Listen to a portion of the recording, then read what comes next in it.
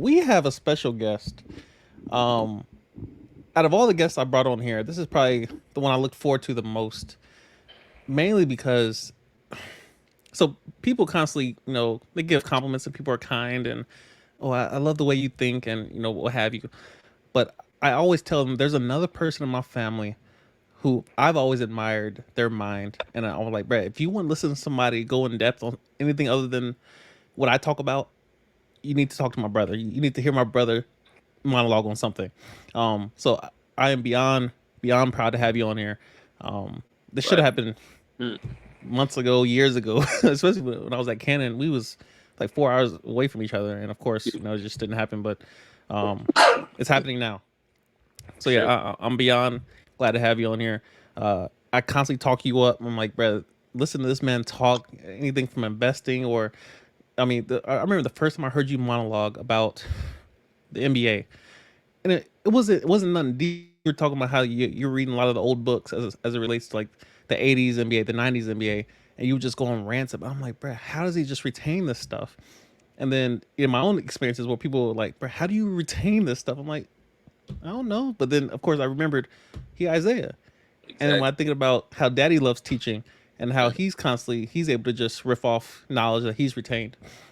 But yeah, I'm glad to have you on. If you want to take a quick second and introduce yourself to the people, either you want to share. So I'm Raymond Isaiah's brother. Uh, Pretty much, we're kind of the same. We think alike with a lot of things. I'm in the Air Force too right now at Shepherd Air Force Base, and just really just chasing my goals. Financial freedom, number one, pretty much. And yeah, we pretty much agree on a lot of things. Think the same, like you said. We're both Isaiah, so it just runs in our blood, and that's pretty much it. It's nothing really extra about me, and yeah, that's it. That's facts. That's facts. Um, so before we get too deep into any one thing, um, so like literally 5 minutes ago, I started just jotting down like what do I want to ask you that has nothing to do with the Air Force, has nothing to do with a lot of your ambitions I'm aware of. Mhm. But where were you, and how were you affected when you heard the news that Kobe had died? That's a great question, actually. And I'll use a reference from you. You said you posted this. So it was a Sunday. And I Mm, actually wrote this down in my notes. I'll keep it forever. But the effect it had on me was so different because there's only two other people, my friends, that have died that I felt like pain. But mm, like, this is a person I've never met that I wish I could have met, that the pain was like you said, my chest hurts. And it was facts. the perfect description of how I felt because we grow up, our dad's obviously from LA, and then Mm, just growing up and like knowing who Kobe was, his mentality, the way he carried himself, the way he approached the game, it represented how we think very much so. So it's a Sunday. I'll never forget because it was a perfect day. Like at the time, like for me, when everything went, like when I have like things to do, like it's mm, perfect when all my errands get ran, everything just goes perfectly. There's no slip right. up. So it was a Sunday. I had everything done. It was tax week, so I was about to get my taxes and a check, the military check. So it was like Right. nothing could ruin my mood. I was in a great mood. I was about to watch a movie or something, and I checked Snapchat, and my friend Sherrod, he had posted like Kobe died, and Mm, it threw me off because I'm like, please let it be a joke. So right. I start checking, start going on Safari, swiping, and I'm seeing it, and it was that instant pain that I've never met this man, but out of Facts. all celebrities, like there's none that really have made me feel a certain way when they died. We all will die, but Kobe was just so different. It was set up like the way he impacted me without ever meeting me was different. I wore 24 in high school because of him. Mm, Like just his whole idea of how he approached the game and life in general. Just it really affected me then, and I still felt it for the longest. Like just to see every time it's January 26th or see something posted with him, it's like to feel the pain of someone dying that you never met is a different feeling, completely different. that's absolutely facts. I was in the Wendy's drive-through, Mhm. with an old girl, and we mind our business. I'm about to break off this 4 for 4. I'm about to do some work, and of course TMZ pops up, and I'm not a huge follower of TMZ. I think maybe it was on the Explore page, but TMZ had posted something, and I don't know how they do it, but they are always the first person to the carcass, Mhm. and not to compare Kobe to a carcass, but it's metaphor anyway. They're always first to get there. I don't know how they have people everywhere. They got cameras there. I don't know how they're doing it. Of course, they got the news out first, and I saw that. I'm like, this better be a joke. It's not April 1st. That this better be some foolishness, a bad joke. How you gonna Exactly. joke about Kobe, bro? Like you don't do that. And of course, in that very moment, I was kind of like just stuck, and I told the girl, I'm like, bro, Kobe died, and she was like, who? I was like, Kobe, bro. Like it's Kobe, and just as you enunciated, like, bro, like that pain in my stomach, like just it's kind of like that feeling of like when Daddy used to tell us like, yo, tonight I'm gonna give you a whooping, and it's Yeah, like 9 a.m. I'm like, bro, I gotta spend the whole day thinking about this, bro. Like, give me the whooping now, so I ain't gotta deal with it. this Um, it's horrible. but that's exactly what I felt, and of course, just trying to, I'm like, do I write a long post, or how do I show appreciation for? I mean, he's literally like, you have those password questions. Mhm. Who's your childhood hero? It's Kobe. It's Kobe. Every time, every time. Facts. So yeah, that's even to this day, I don't think I fully processed it in terms of grieving because I miss my man, and like I have a post. I got posters everywhere, but a lot of them I just don't have up. But as far as just his memory, when I see old footage of him, when I hear talk of LeBron and MJ and people just disrespecting him, not mentioning his name when it's supposed to be mentioned, I'm like, bro, if you talking about scores, you talking about killer mentality, um, you better mention my boy name, bro. Like anyway, it's constantly something that I constantly think about as far as people that died um recently. And of course, we're blessed, and I have family members that have passed um in recent history. And Kobe to me is a family member that passed. We just never met him. Exactly. I remember when I went to LA and I was walking through the airport, I was like, let me just walk slow just in case I see Kobe Bean walking around. I see that big old bean head of his. And like, Mhm. if I see Kobe, I'll probably cry. Like on some real shit, I'll probably cry if I saw Kobe in person. Um, but yeah, that's one of the questions I definitely wanted to ask you because I don't think we really talked about it, especially on a level like this where I felt vulnerable. I'm like, bro, my Yeah, guy dead, bro. And then of course his daughter as well. It's unfortunate. It's unfortunate. I mean, he's supposed to have been around the league for a minute, even in a coaching capacity, or coaching the youngins up, showing up to camps or what have you. Still making noise on social media. He's had his side projects and what have you. But yeah, that's definitely something that's probably gonna affect us for a minute, yeah. especially just knowing the way we grew up. Yeah, the time. Well, it's so weird with like, so I never like I was just talking with my barber and we were talking about the Dallas Mavericks since I'm close to Dallas, and I was going to try to catch a game with the Lakers just to see LeBron in person. Mm, And I never wanted to go to an NBA game, and our mom always used to ask me like, "Why do you not want to go? Like, I'll take you to a game." And I was like, I for me personally, meeting certain people in a fan perspective, it's almost mm, like they all know like if I wasn't who I was, you wouldn't be talking to me. So yeah, it's almost a level of respect that's not there. So yeah, I always want to meet him once I got to the level of whatever I achieved, and then meet him on more of a we're both high achieving people level instead of I'm a fan, because then you get the fan treatment. Oh, what do you want to right. autograph next person? Because they see so many people, so everyone's their Mm, fan. Everyone loves them. Like they're used yeah, to it. So it's just like a fan treatment compared to a respect, a mutual respect. And not saying I would ever get as great as Kobe. I'm gonna mm, work for sure to get there, but it's just the point of I always wanted to meet him on a certain respect level, and I never got to do that. And then knowing that it's so final, it hits you like way more. thanks. But Uh, yeah. Rest in peace, Kobe. I for mean, sure. that's something we just got to accept at this point. But is there any, and not that we will ever try to replace Kobe, but who in your mind is the closest thing to Kobe that's in the league currently The that maybe has closest. his mindset or has his tenacity on the court? That's a hard one because just the way he approaches the game. All right, so mentality of so everyone there's a lot of players who have Kobe's mentality when it comes to other players. You have Westbrook, Mm, Giannis, all a little bit. I can't really say anyone that I see has his like, and of course I don't know them personally. I'm not watching the thing, but as far as how closely to the game they care, the small things. Like yeah. I saw some news about how Kobe would double team the player that was due for a big contract and then let the player who had already signed his big contract shoot. Just little things like that, or Yeah. how he told Westbrook, "You need to be winning the scoring titles over Durant," just to sow like discord in their camps and Right. things like that. And like that's the level of thinking that I just wouldn't be able to see. He read the referee's handbook. Like players aren't going to do that, from what I've seen. So I don't know. I really couldn't say anybody like. And of course, I bet if I had a list, I could think of it. But like, I don't think there's anyone close as far as like um, just the way. So the other thing with Kobe was also, when you really broke it down, he wasn't super athletic. He worked at these things. Yeah. He wasn't. He was talented, obviously, but he wasn't like a LeBron, just a freak of nature type thing. A Yeah. Kevin Durant, like they're freaks of nature, body wise, and things like that. Mm. So just the work he put in to get better. Kyrie's definitely there. Kyrie, as far as skill, Yeah. I like that. But as far as complete Kobe mentality, I think he influenced a lot of players, but I don't think anyone closely emulates him in the league currently. When it comes to mindset, I mean, this is why I'm grateful to live in the time that we live in, because we have podcasts. I don't know if podcasts would have been here 100 years ago, which they weren't. Conversations obviously were there, but I mean, we just happen to live in a technological age where we're able to see into the mindsets of through interviews and podcasts, what have you. Mhm.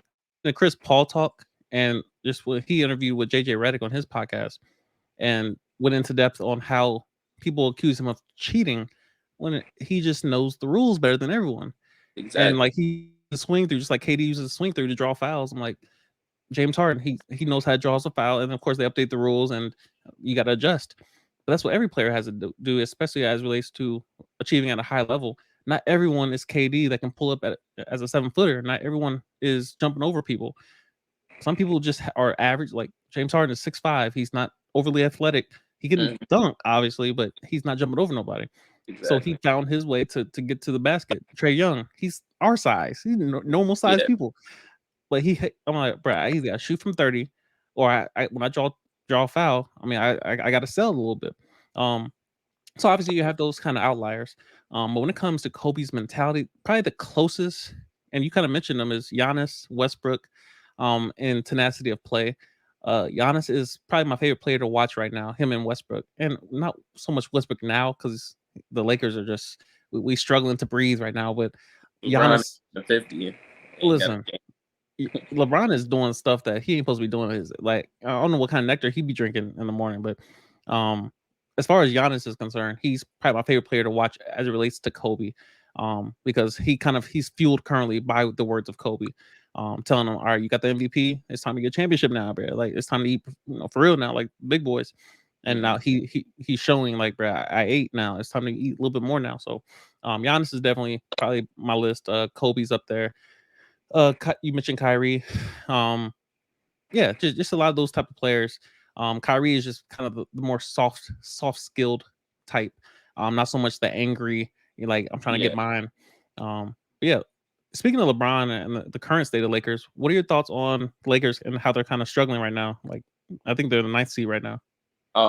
So referring to, so real quick, something you said about the James Harden thing, and I have a personal reference that I always understood with it. So people don't like when someone shouldn't be doing something, but they can due to knowing the rules. They just know more. They have Yeah. more information. And Mm. Harden was a big thing because I'm sure, like us growing up hooping, you remember Cameron Math, Yeah. whatever. Yeah. He used to do it all the time when we would play like at the Y or whatever. And Mm. I would just take it as it is. Like if my hand is in there and he goes up, it's a foul. Yeah. According to the rules, it's a foul. You can't get mad at it. And I used to see time after time people get mad at it. And I'm like, you have to just know the rules. He knows that's a foul. Whether Mm. he does it in pickup ball or the NBA, you can't have your hand in there. So that is one thing. And that's I apply it to my life in a lot of ways with information. I can beat someone that has all the advantages just because I have more information. It's just Facts. how it goes. Referring to the Lakers, so Gilbert Arenas kind of said exactly my thought process on it was uh, when they first were like creating the team and they got AD and all that. First thing I thought was who's going to keep the other people honest defensively wise Yeah. and offensively. So like Gilbert says, you can't have two Ferraris and three Hondas because now we can disregard the three Hondas and only Yeah. focus on the Ferraris, and it makes it that much easier because a lot of basketball is just matchups. Yeah. So when I saw that, I was like, all right, they're going to need more role players or people to keep them honest to keep contending. They got the chip. All right, you're going to need to build younger, number one. And two, You can't have these players that are just like, yo, go stand in the corner and we'll see you when we see you. Because then we're just going to double you. And then that gets hard. And even if you're able to beat it, it's tiring. And that's just going to take your fatigue. And then we're going to, when the other players can't compete, it's irrelevant. This team this year, it was just, I saw that they had the talent and, the mindset. But from the start, I always said, you can't have so many people that, like, it's not that they can't, they don't. Like, these are all grown men. So you have to understand that if, let's say they're playing, right, and Melo gets beat, and then the next person behind him is, like, older, a DeAndre Jordan before he was traded. He's not stepping up. Like, they're all grown. It's like playing with a bunch of old heads. Like, they just, you can play with them and maybe have one or two, but the rest have to be able to help for the old heads that aren't going to play defense. They may be good offensively, but when it comes to defense, if you can't stop someone, the points you score are irrelevant. The only way you beat that is with too much offense, like a Warrior scenario. But when I was just saying, like, I'm like, all right, so this guy gets beat, or even LeBron, he's older, but he's going to give you, he's the reason you're even in the conversation. Right. But it's like, if the old head gets beat and it's on to the next people, someone's got to step up and be able to at least do, like, challenge. And I saw none of that. Like, they're all just kind of waiting for the ball. And if you don't have defense, you're already lost. So from that angle, I was like, you guys can have all the intelligence if you want, but if I'm playing you guys and I just see, like, oh, Melo's not gonna step up, that's a layup. Right. Like, time and time again, like, you have to, and that's what LeBron was saying also with like, getting mad. People are, talking to him, saying things like, now they're almost challenging him when he was never challenged for years. The point with that, you still have to prove it. It's not about doing it now. It's not about what you've done. It's doing it again and doing it again and doing it again. And so they know you can sit there and talk all day. You can be a great player all day. But if you don't stop me defensively, number one, it's a game of points. You need to have more points. I'm going to score. And two, also the confidence. You have to kill people's will to win. I always try to do this in high school. And of course, I'm not comparing myself to their game. They're at a whole different level. But I knew, good team or bad team, kill their will to win. Let them look up and see they're down 20 and they just give up. Now you can joke around. Now you can do what you want because their will to win is gone. But on the opposite end, you keep scoring, whether you're a good team or a bad team in the NBA. You keep scoring. You're going to be thinking, we can beat these guys. And that's the worst thing you want, because the confidence level, you can be playing a better team, but you're confident you can beat them. Now their job just got so much harder. Like, they have to consistently beat you down to show you we're still the same people. If not, you're going to get ran over. That's facts. What's your most controversial sports take? This is hard. Controversial sports, because a lot of my sports takes are just, like, based on just reality of what it is. Yeah. Controversial wise, I would just say, I'll say this. This is kind of different from what most people think. So a lot of people are like, oh, LeBron's a baby, or a lot of these big guys are babies. But once again, they have to understand these are all grown men. And so, for example, if you take someone, let's take Chris Paul. You mentioned him earlier, right? And LeBron drives in on him. If Chris Paul used his full strength to hit LeBron, even though LeBron is a monster of a human being, they need to respect the foul. Because a lot of times I see with LeBron, even though everyone's like, oh, he's crying, it's whatever, the people that are hitting him full force, and just because he has size, they think you should just eat it. Now, could you say, all right, well, don't complain as much, just go through it? Yes, for sure. But the point is, if someone's trying to physically hurt you, like, and just because you're that big, even though you can eat it, doesn't mean they don't need to call it. So, like, every time it's like, oh, LeBron just crying, he's crying. And a lot of the fouls may not be, they may be. The point is, it's still a grown man hitting you with full force, knowing that the refs may not call it due to the fact that you're just so big. So that is one thing. A lot of people are like, no, it's crying, he's so big, he should just eat it. I'm like, well, even if we're the same size, if you drive in and I punch you in the face, like, should you just be like, oh, well, I'm a man, or I'm bigger, or I should be able to take it, or are you going to be like, where's the foul? So that is kind of one that I've had with people, but a lot of my sports takes aren't. I mean, some could be debated. I think Kyrie's top 5 most skilled players ever, due to his size and his ability to finish. Things like that, like, they're with. I think Steph's effect on the game, obviously everyone knows he completely changed the game. But I just think the way he's affected, if you watch just the defense with Steph Curry, it's, I think, arguably number 1 for the biggest effect of changing the game ever. When you break it down, Easily. Steph isn't even crossed. He's just running, and people are just scared. Like the Right. scaredness of where is Steph, whether he touches the ball or not, has impacted the game so differently. And yes, you have like AI, you have all these guys are obviously it's debatable, but when you really break it down, it's the fear that's what's different. You have players who aren't even they shouldn't be looked at as how good they are, but they are because Steph gets the ball, you have to double him, someone's open, someone gets a dunk.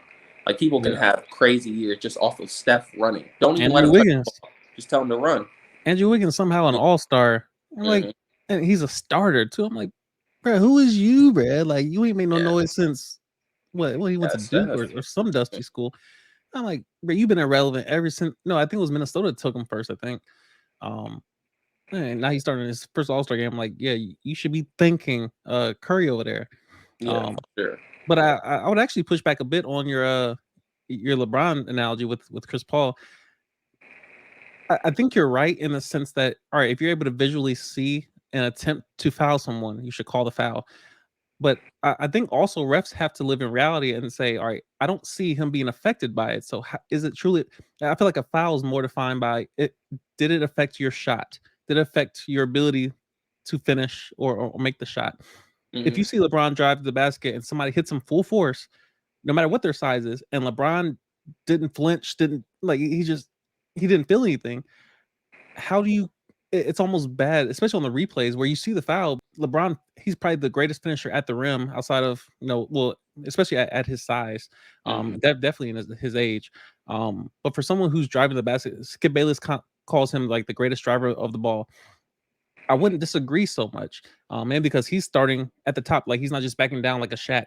Like he's starting Sure. at the top or wherever he's coming from, bringing the ball up, and he's going to finish at the rim like a Shaq. Um, so I feel like there is some merit there as far as if a grown man is attempting to foul you, call the foul. But the refs are you're gonna see attempts constantly, especially depending on who they're trying to guard. There is no hand check, but on some things you got to set example. You got to lay down like some people come off the bench and their only job is to make an example of somebody. I'm like, bro, you in this paint too much, bro. I got to smack you up a little bit. But like when you see a Chris Paul and they try to like you saw Chris Paul try to push Giannis in the finals, they ain't do nothing. Like, It's yeah, true. and he still got the foul called, but he still finished upstairs because Chris Paul is maybe 180, 190. Giannis 6'11, 250. Like, you're not gonna feel most of that energy. Like, and Chris Paul pushed him, and all he did was yam that junk. So there's a level of was he affected versus I see the attempt, but he wasn't affected. Which one do I call if not both? And I can agree with that point in a way. The only reason why I have that view from what I was saying is because then it becomes continuous on like now you're like, and I'm not saying they're like trying to clothesline him. It's just the Mm, point of continually like eventually it gets to the point where it's like, well, we don't really need to call anything because how many things are going to affect LeBron? What I mm, mean is like if he doesn't. So I learned this a lot with AAU with my first instance of learning. Like you have to sell it. So I'm mm, used to just they call it if they call it and you go about your day, whatever. yeah. But when I start seeing people like they had to yell, they had to do the arms up to get the Hey. ball, and also a little bit in college, I was like, Yeah. that's different. I have to adjust to that. But the point is, if you don't show it's affecting you, even if it's affecting you, I get all right, cool, don't call it. But then it leads to almost no calls, and that leads to also more wear and tear. So even Mm, though I'm a big guy, I can handle it, I can do whatever over time, I'm gonna be like, I'm not getting any. Because think about not, and I'm not even saying fully call 100% of them. It's impossible. I'm mm, saying even if 20% more, that's more points that LeBron could add just off the foul. The point is like that's what I mean by like even though it may not look like it's affecting him, it's still someone trying to hit him as hard as they can or do something toward it. And then what that leads to is he's getting no calls. So then on the opposite side, can LeBron just barrel you over? Like that's it true. goes both ways, but I definitely think you have a point with if the refs can't physically see it affected him, they don't really think to call anything because they're human too. And Yeah. half the time, then you're missing a bunch of stuff, travels, all types of stuff. Right. And then you do have a point as far as so when it comes like the attempts to foul someone, you see this like when you like there's maybe 30 seconds on the clock and they're trying to just foul, they put them on the line, ice them so they can go back and score and then foul them again. And you see people they just grab like they're reaching to grab him because they touched him and the refs know they're trying to foul him. I'm like, I personally disagree with the fact that all right, that's not a foul just because you touched him. Well, it's a contact sport, so if the clock should not be stopped and a foul should not be called until you actually foul him. So there's definitely a discrepancy there as far as somebody go to the rim, you're trying to foul him, and they may not call it because he didn't feel it or wasn't affected by it, and then you have they're trying to inbound the ball, run it down 94 feet to hurry up and just get away from the. You see Ronald like just running away from the guy that's Yeah, trying to run foul away. him, and because he grabs his jersey, they call foul. I'm like, that's not a foul, bro. So you can ignore the attempt to foul, and you can call this a foul where they're just trying to touch him at all. There's definitely an issue there as far as refereeing is concerned. I personally hate refs. It's why I never tried to play a ton of organized ball because Mm. I just hate the fact that I got to rely on these people over here that's barely athletic enough to do like they have knowledge of the game. It's kind of like people that are good at 2K but suck at the real basketball game. I'm like, bro, you don't deserve to play 2K, bro. If you can't go on Exactly. a court and do no work. You just over the And game. I feel like the world's full of those type of people now. Mm. Like it's just taking over. Nobody can hoop, but everybody playing 2K. I'm like, bro, no, it's unacceptable. First of all, I don't think anybody truly wants to watch a game. I mean, I don't know who the NBA viewership is down anyway, but nobody wants to watch free throws. Very At true. least I don't. Let them play, bro. Like football, let them play. I don't, bro, they did what? They smacked them. Let them play, bro. I'm not trying to watch 2 hours worth of whistles and free throws. That's why I watch the Spurs. That's why I don't watch no dusty Utah Jazz. I don't want to watch Jokic Basketball. do layups. Like I'm trying to see people go upstairs. I want to see and I want to see people touch earth. People losing their life on the court. That's what I want to see. Mm. Um, but yeah, I definitely understand that too. you got any thoughts on Westbrook and his latest struggles? So it's so weird because anytime I make a argument, so if I'm in a debate or I'm talking to someone, we're arguing two different points. Anytime I always try to beat myself in my head with their arguments of what I would say first. Yeah. So this is what allows me to always have like two almost different views, but I agree with one. So on one hand, I don't know what his struggle is. I have seen the missed layups, the bricks, like some of them. It's so weird, like seeing like a lot of people have always said like, all right, Westbrook can't shoot consistently, but some of it is just like you're hitting the top of the backboard. To do that consistently is like crazy to me, especially at that level. But so I'm not sure what it is, and also I don't have the full information. He could be, you never know, but it's just like from what I'm seeing, it's crazy. Yeah. On the other hand, with how people are, saying Westbrook and things like that, so like my personal opinion, it's easy. I'm big on evidence and the results. So if I'm Westbrook, I'd be looking like I have a beautiful family. I'm gonna make more money than you ever will. I have more freedom than you ever will. 90% of you talking to me hate the lives you live. You're probably going to work a soulless job, and I'm doing what I want. So but obviously they'd be like, that's not part of the argument. The argument is he playing horrible basketball or not? Obviously, I think he is. Personally, I was mad when we got him, based on the fact that we could have got DeMar DeRozan and Buddy Hield, and with that young factor, I was like, if Westbrook works out or he doesn't work out, why would you pick someone when you can have someone who's decent that's younger compared to someone who's older? Now we're paying you $40 million, and if you don't work out, now we're out of luck or whatever. Yeah. But personally, as far as his game, I don't know an explanation for it. Like the misses are just so horrible. It's like, is he sick? Is something wrong? Is his arm hurt? Does he have a torn something? But there really is no argument other than you just have to play better. That's facts. I mean, so I've spent so much time defending Westbrook because I mean he's that Kobe version of a point guard, at least to me. He plays with energy, he plays with tenacity, often out of control, too fast. Like he has two speeds, 0 and 100. Like he don't got that nuanced, Chris Paul movements. So with that, like I've spent so much time trying to defend him. Like, all right, what is wrong with my boy? Like, why is he struggling? Yeah. And I mentioned this in a previous podcast. Like, he just needs to go to Miami, rack up triple doubles, and just do that for the rest of his career. His legacy is set in stone already. He does something that only one other person was able to do in the history of the game.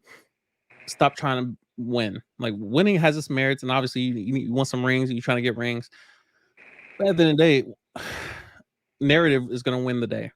Exactly. Narrative is going to win, and ultimately, like you're going to have your branding. If you hear somebody's name, what are they associated with? LeBron's probably going to be numbers. Kobe's going to be the way he prepared, the way he played the game, the way he practiced, his anger, his tenacity. Jordan, winning, all the above, pretty much. Um, Westbrook's going to be triple double. I don't think anything is going to overshadow the fact that he just averaged a triple double for like 4 or 5 seasons, just nonstop. You might as well embrace it, because at this point, him trying to play with aging LeBron, aging Melo, it's kind of thrown together, and they just, all right, all y'all good individually. Let's throw all y'all together on the same. I'm like, Brad, no, there has to be some type of chemistry, and I think that's what's really lacking, is that you got two people that are ball dominant. Carmelo Yeah, spent most of that's a his big career thing. being ball dominant. Westbrook's definitely ball dominant. LeBron ball dominant. They can't play off the ball like a Curry or somebody or a Klay Thompson that just sit in the corner, and none of them want to be that Draymond Green. Westbrook should have Exactly. been the Draymond Green player, but he's not Draymond Green. He's a ball dominant. I'm going to bring the ball up. If you eat, it's because I helped you eat. I made the table. I set the table. I cooked the food, and then you sit down and participate. Well, other than that, like his whole career, his all his successes came from him passing the ball around versus receiving the ball. So I definitely see this season as a dud. I mean, last we were in the play in last year already, and then this year just gonna be more of the same. Like that's if we Struggling. even make it to play in. So I will you got say the person who I really would put a decent amount of blame on though is AD, by far AD, facts, because facts. I get injuries. I understand that, but for me, I was always like, when you were in New Orleans, you had these 40. You're still young. He's not. He just signed a, I think last year, maybe the year before, 2020, Mm, 185 million 5-year deal. yeah. You still have energy in the tank. When LeBron and them, they're looking for you to be that New Orleans AD. It's Yeah. not like he's lacking touches. LeBron's Mm, gonna get his, yeah, true, but you should be dominating. And even worse, like I said with the earlier with the confidence thing, people realize, okay, you can score, you're talented, but what if we just bully you? What if we just physically hit you and do things like that? yeah. Can you stand it? Can you not be injured? Like Mans is you're the brittle. youngest person on it, so you should never. It shouldn't be a lack. It should be AD giving his for sure 20 to 30 and 10 and all the other stats he needs, Mm, and Westbrook, chips in and LeBron yeah. gets his. But when I'm looking at all of them, I'm like, AD, what are you doing? These guys are at least older. They already been in the league. Where are you at? Like besides just It's definitely an indictment on AD. mm, It's almost expected that when he comes back from injury, wait for it. It's kind of like when D Rose first came back from his knee injuries. Like it was just I was scared to watch him. I'm like, Brett, is that it? He come back, he come down off a layup or a rebound, and you're just waiting for something to buckle. And I don't know what I mean, he's 29. He just turned 29.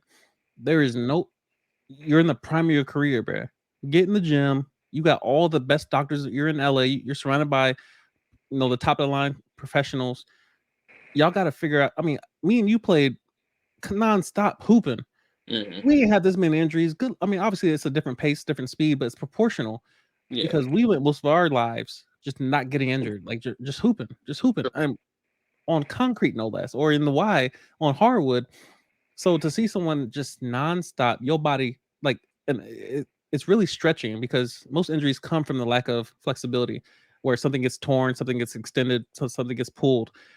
But to see AD, as Charles Barkley put it, like street clothes AD, mm, like he can't stay on the court, he can't stay healthy, and you're 29, right? You're on some Ben Gordon, not Ben Gordon, Brandon Roy type foolishness, mm. where like it's just you're young but you're brittle.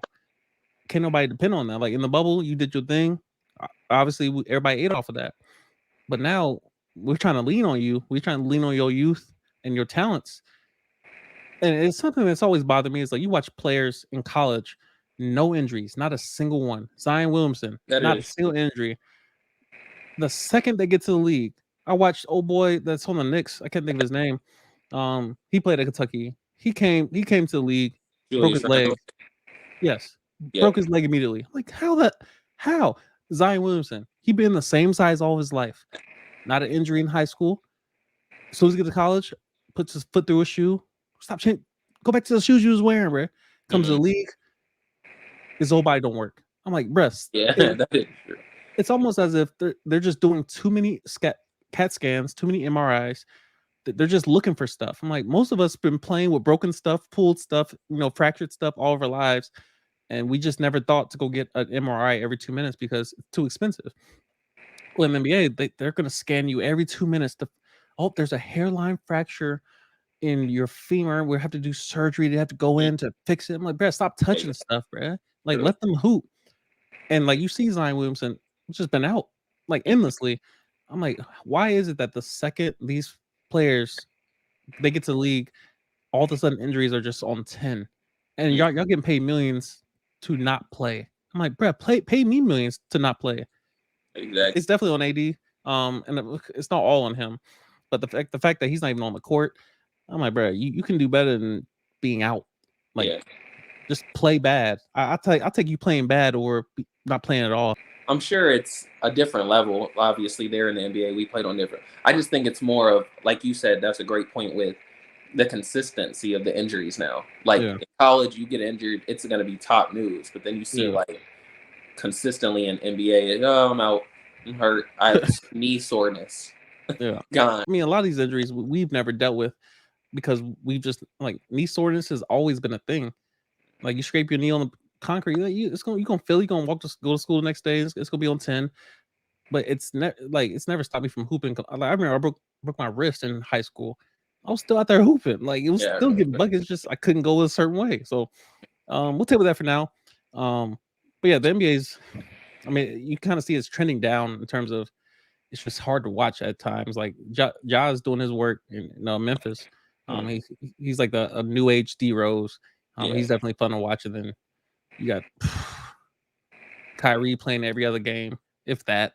It's just bad. But we'll wait for the playoffs because that's yeah, usually when things get that's interesting. gonna get it. Yeah, so that'd be dope. Um, couple more general questions. What does the first 30 minutes of your day look like? First 30 minutes of my day. So before, well, I'll go with just what it is now. So I got moved to a new place, and it's kind of annoying because I went from a place that. So I'm big on doing things that for a purpose. Like I don't just. I always say I don't do futile efforts. Which means I don't Mm, just do something because you say do it, contract or not contract. Like it has to make sense. So one thing with that is like time. Like I work in an office. You come in, people sit there, talk for hours, talk for 2 hours. Like our work is based more on, does someone need something fixed? Our job is to help mm, other people do their other jobs. So I understand punctuality, but I also understand like I'll get to, how do I put it? Like if I come in and I'm 2 minutes late, I don't want to hear anything about that because that 2 minutes is irrelevant to the work, right. and we're gonna Mm, sit there for sure for an hour. right. So my first 30 minutes of my day, like moving from the group I was at to the squadron, is now more like strict than it was before. But just what I'm doing now, wake up, light a candle immediately next to me, just kind of like the smell and just coming back into a fresh room. Mm, I started stretching now. Before I wasn't, but I've been having like runner's knee and some other things, and I never had injuries, so have started stretching. Um, Shower, get out of the shower, chill for a second, check my phone if I have anything urgent, get dressed, head to work, be there by 7. And that for now is the first 30 minutes of my day. I do want to add working out, but I usually work out at night. So I'll have to switch schedules due to where I'm at now. But yeah, that's real. That's real. We'll get more into your job shortly because a lot of the viewership are coming for the Air Force content. I'm like, listen, you're gonna get all of it. You gonna get the Air Force, you're gonna get all of it. Um, and I'm going to try my best to give more direct answers. I have a problem of ranting about stuff that I wasn't even asked. It's just how I think, but I'm going Brett, to be we direct. the same person. Exactly. Like I'll go off on something. I hate the Facts, time that they say this, and the question facts. was 30 minutes of your day. I mean, I especially like when I went to therapy, they'll ask me, "So what's going on?" I'm like, "Well, where do I start?" And of course, I'm gonna start from the beginning. But then they ask me a direct question: "How did that make you feel?" Well, it doesn't make me feel. I think, and then I start defining words, and I'm like, Mm. they didn't ask me all that, but it's how we A think. steady stream, yeah, that's how we think. Yeah, facts. What gives you hope, especially with the foolishness transpiring in the world today? What gives you hope? Um, Understanding that I have future generations that I want to set up in all different ways, and to do that, I have to set up myself first, while also understanding it's all irrelevant. Hmm. Like, no matter what you do, it's going to be erased in a certain amount of time, and everyone you knew that knew whatever it is you did won't know it anymore. They'll die as well. So I guess simultaneously knowing you still need to pursue what you want that's going to make you happy, and I'm big on future generations, how they will be set up, Hmm. while knowing that it won't matter in the long run. You did mention something in regards to the phrase "it's all irrelevant." Would you say that you border on nihilism? Nihilism simply being the belief that nothing has value, or there is no meaning in this world. That we don't have meaning. We're just kind of here by chance. Would you say you border on nihilism? Not really in that distinct definition. So I say that in the way of I understand that, and that's what keeps me like if something happens, not really caring because it won't matter. And I Mm, use that almost as the strength of knowing, oh, it won't matter. So if I make this mistake, learn from it, but it won't matter. But in my daily life, I'm chasing things like it'll live forever almost. I'm doing things, I'm always trying to get ahead, even though. So it's not in the way of I believe it. So I'm like, oh, I don't really need to do much or chase what I'm chasing with my goals just because it won't matter. But I understand it while doing the opposite in a way. that's real. That's real. What are you currently excited about? What has your attention currently?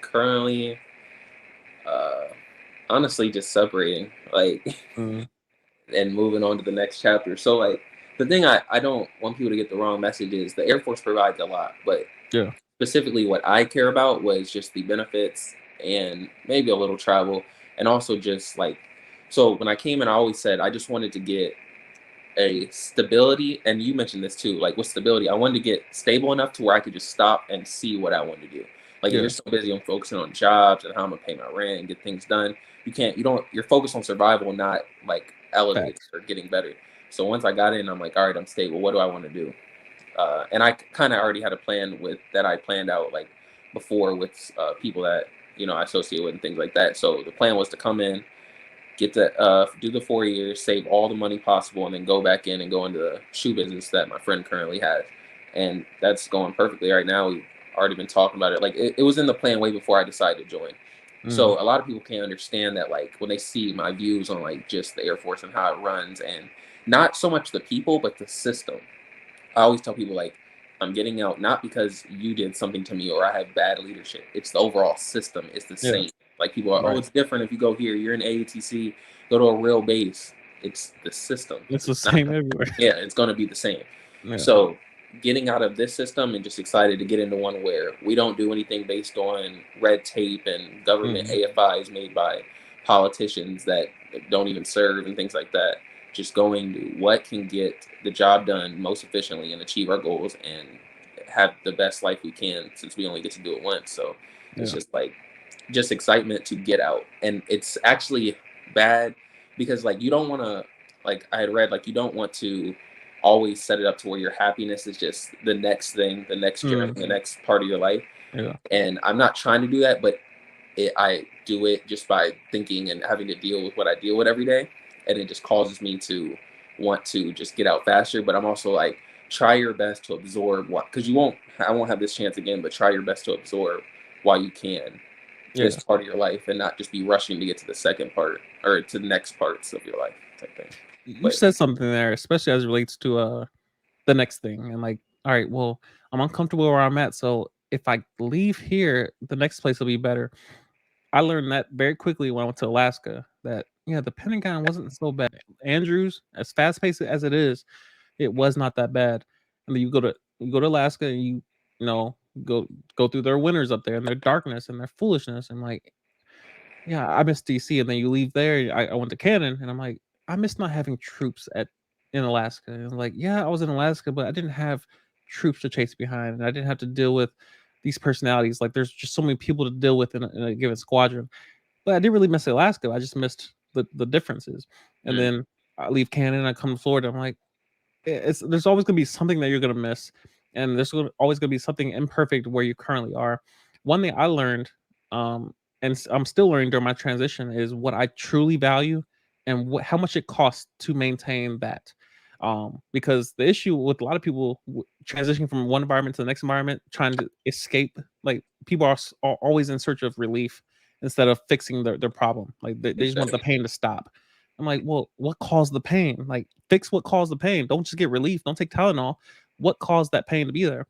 One thing I learned is that, especially with the prevalence of the term high value man, and like, how much money do I need to make to be a high value man? I, I'm not focusing on that. I'm focusing on how low can I get my expenses to where I don't need to have to work 20 hours, 40 hours, 60 hours, 80 hours to try to maintain a lifestyle that nobody cares about, because I know what makes me happy. You know what makes you happy. So, and I've always been amazed by, like, at one point, I think you mentioned like your bills were like $106 or something, or $101. Yeah, something like And I'm that. like, he's happy with that. Like, and I felt guilty at one moment. I was trying, like, bro, you need to travel, you need to blow a bag a little bit. I'm like, if he's happy, let him be happy. Like, some people are happy playing video games, and that's all they want to do. They don't want to do nothing else. They just want to sit in their basement and play video games. I think we're reaching a time where a lot of people have been, because of social media, they've been forced to go chase stuff. I'm like, I want to go to the Air Force because I want to live this lifestyle that they only saw on the internet. Then they get there and realized it's how we both know it exists. It's a system that you're entering, and it's slow moving, but it doesn't stop. And once you're in it, there's all this red tape you got to jump through, and all these rules that you got to abide by to enter, to get out, to transition, to move to different environments. It's out processing is one of the most horrible experiences. It's one thing after another that a lot of people are unaware of. So with me realizing, all right, I'm uncomfortable currently in the Air Force, I had to still realize a lot of it doesn't change because you go to the civilian world. It's different. And so what I'm realizing is that, all right, and a lot of my ambition has returned because I've changed environments. Like, it's one thing to do YouTube as like a side hobby, or it's just something I do on the side. But it's another thing to be back out in the civilian world and kind of feel the pressure, feel the weight of the world. I'm still getting paid by the Air Force, but you start seeing those gas prices. I'm like, it kind of reminds you of, yeah, okay, this is the real world. This is the real pressures of the real world.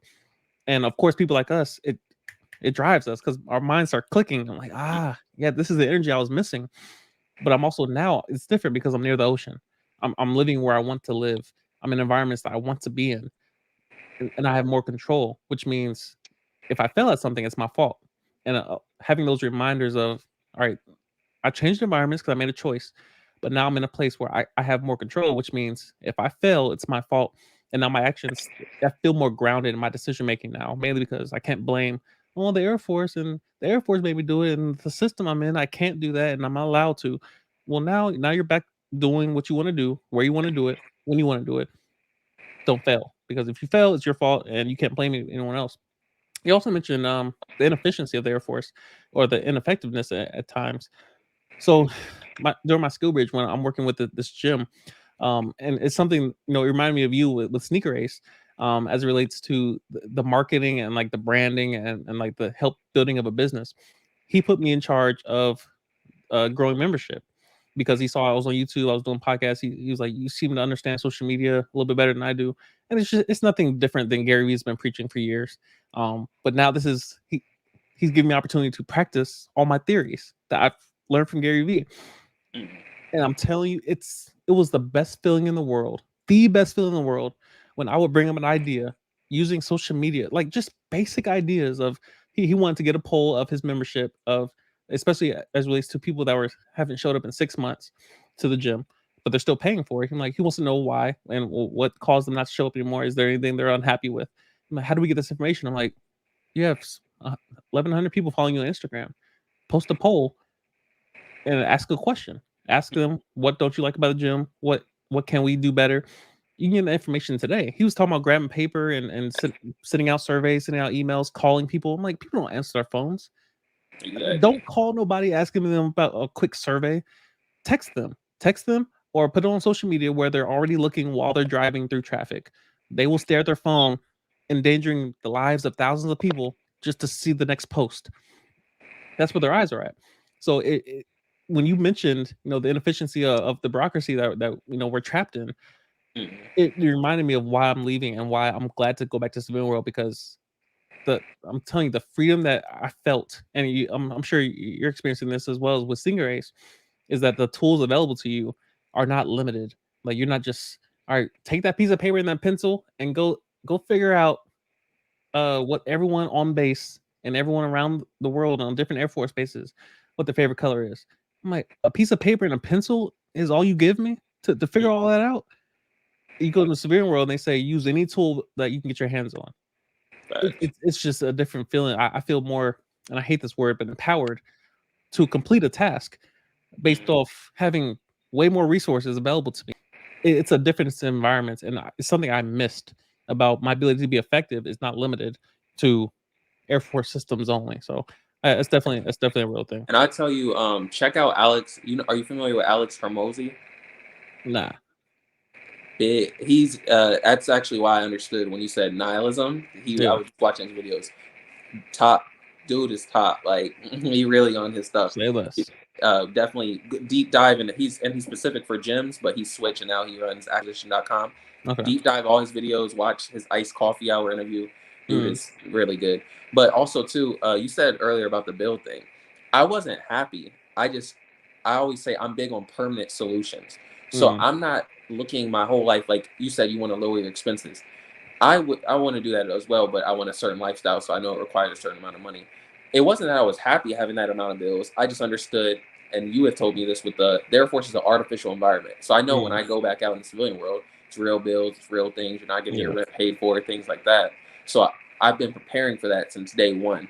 So it was more about a permanent solution to I need to go out and make as much money as I can to completely eliminate all the problems that having money solves, Yeah. and then I can just focus on what I want to be. But I definitely wasn't happy with doing it, but I'm very good at doing what I hate just because it'll get the result I want. Even though I could deal with it, I it was very depressing during that time. But It's something I've always admired about you. It's a very linear thought and very logical to simply map, or I'm going to do something I don't want to do to get something that I want later. Where did you learn that from, or where did you pick that up from? Where does that discipline come from in your estimation? um, I think it's a combination of watching and learning a lot from you, a lot from dad, a lot from uh, everywhere. But the main thing is life a lot of times is binary. Like so many Mm. people every day debate things, not Mm. understanding you're either going to have it or you're not. Like you mentioned the high value man thing. Whatever your opinion is on it, cool. But understand everything has a standard. You're either going to Yeah. achieve it or you're not. And we only, like, I think people play too much with their lives in reference to, you won't get to do this again. Yeah. And you always mention regret. I won't have regret. Whether I win or fail, I will not regret. So, Mm. like, I always look at it as like, it's you're gonna have it or you're not. I'm either gonna be financially free or I'm not. I'm either Yeah. going to achieve the body type I want or not. You just have to understand it is what it is. So some people are gonna be sitting there and they'll have won arguments on their opinion, but they won't have the results they want. So they'll Yeah. have said, "Oh, I don't need this. You don't have to do it this way." Cool. Did you get the result? That's the only question that matters. So for me, it's hard. Don't get me wrong. I don't do it easily. I hate like it was very depressing. There's a lot of stuff. Well, I wouldn't even say depressing. It was very annoying. A lot of things are annoying to me. Not really like, Mm. oh, I'm sad. I never am truly, really just sad. Sad. I just instantly 1 second later, I'm like, all right, you're either gonna sit here and cry about it or you're gonna do it. Yeah. But a lot of it comes from when you have no other choice. That was a big part. And two, just understanding you're either gonna have it or you're not. It's binary. Pick one. Either both are hard. I can either Yeah. live my life not chasing my goals. That's hard. Or I can chase them, fail, or win.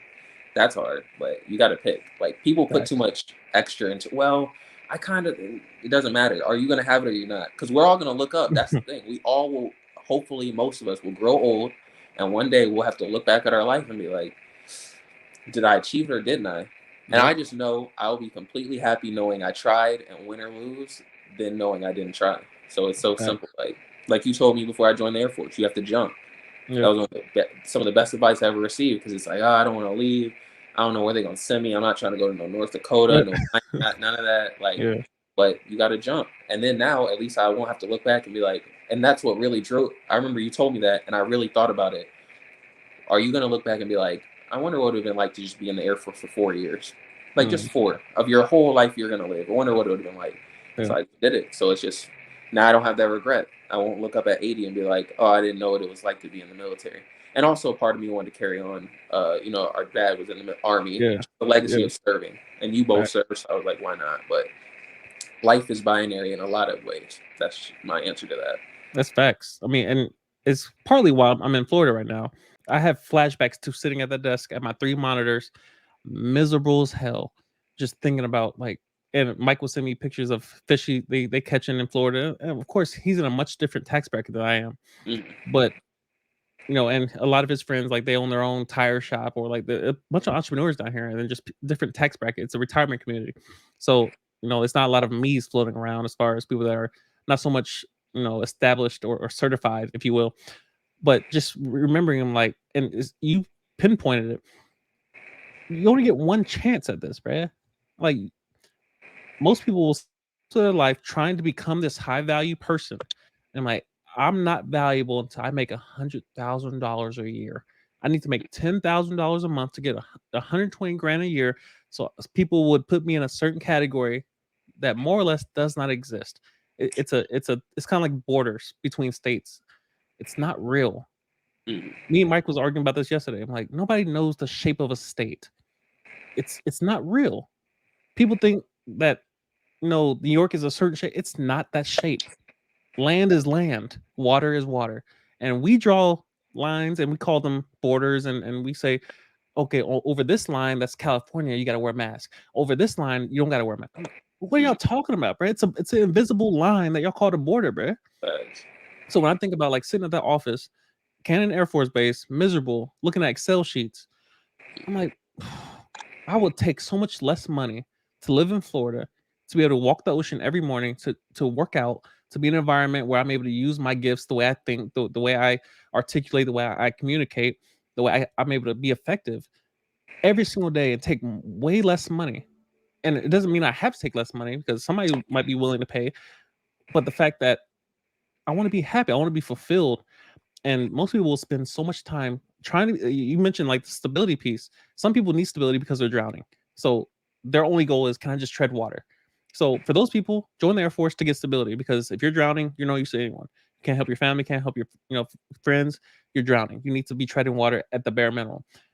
I was one of those people that was treading water, that was swimming a little bit. Like I was doing a little breaststroke, little freestyle, and I'm like, I would rather just be on land, or I would rather tread water, but in warm water, not shark infested water in Arctic Ocean somewhere.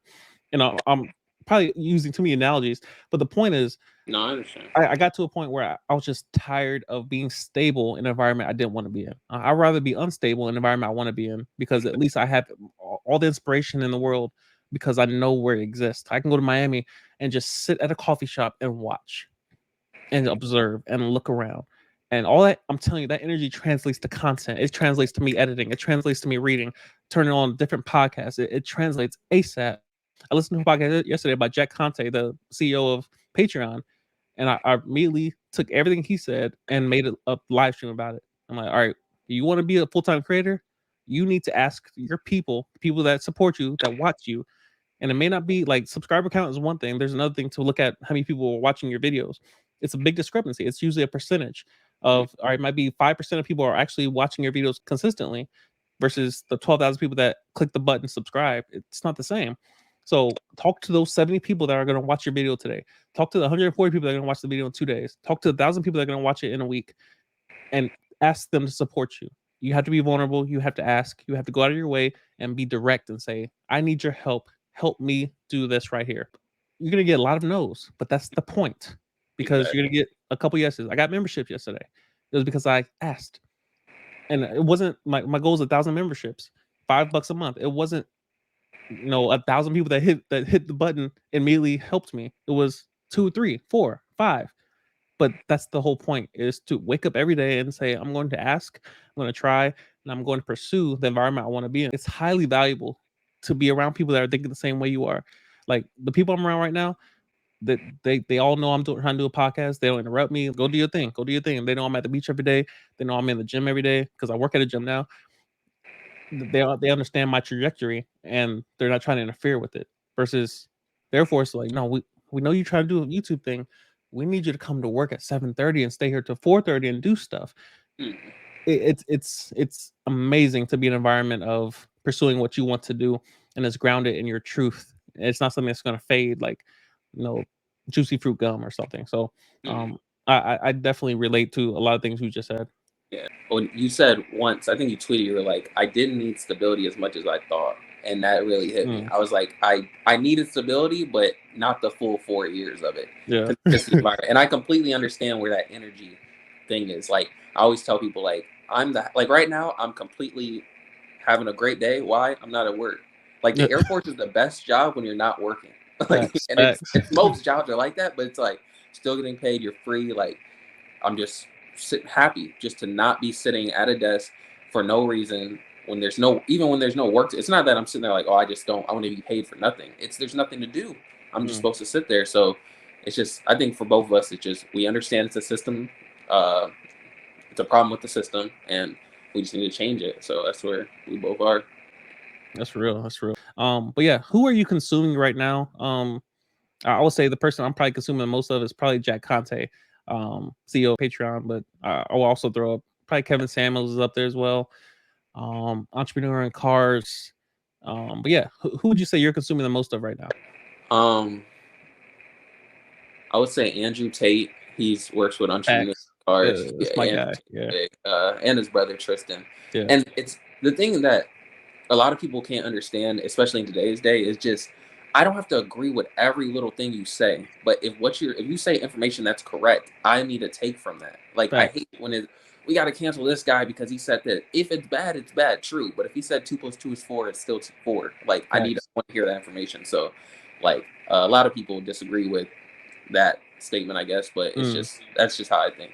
So Andrew Tate, Tristan Tate, Entrepreneurs in Cars, Alex mm. Hormozy, huge dude, like he's really on there. He's like probably number one who I'm listening to the most right now.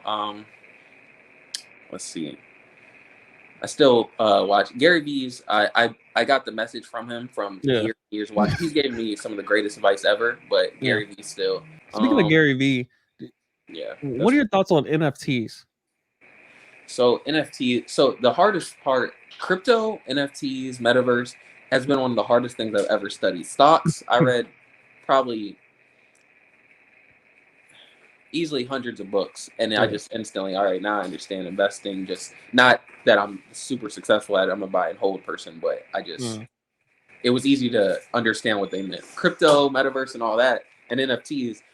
It's so like speculative right now that you don't have any like definitive thing on like will it be successful, will it not. But I will mm. say, so NFTs, as far as that, I can see it being digital art. I can see, so this is what actually came with the other day. I forget who I was watching. It was a DJ Academics interview with Vlad, and he Yeah, I explained watched it. like Yeah. what NFTs, and he said something about the metaverse, and then it got me thinking, what if we get into the world where our social media, like picture a video game, but it's a video game, but you have our social media becomes a digital like video game everyone's in. Everyone has an avatar, everyone has houses on there, and it almost can be like based on what you own in the digital world, that almost reflects your real life income. So I know like Snoop Dogg built his house in the metaverse.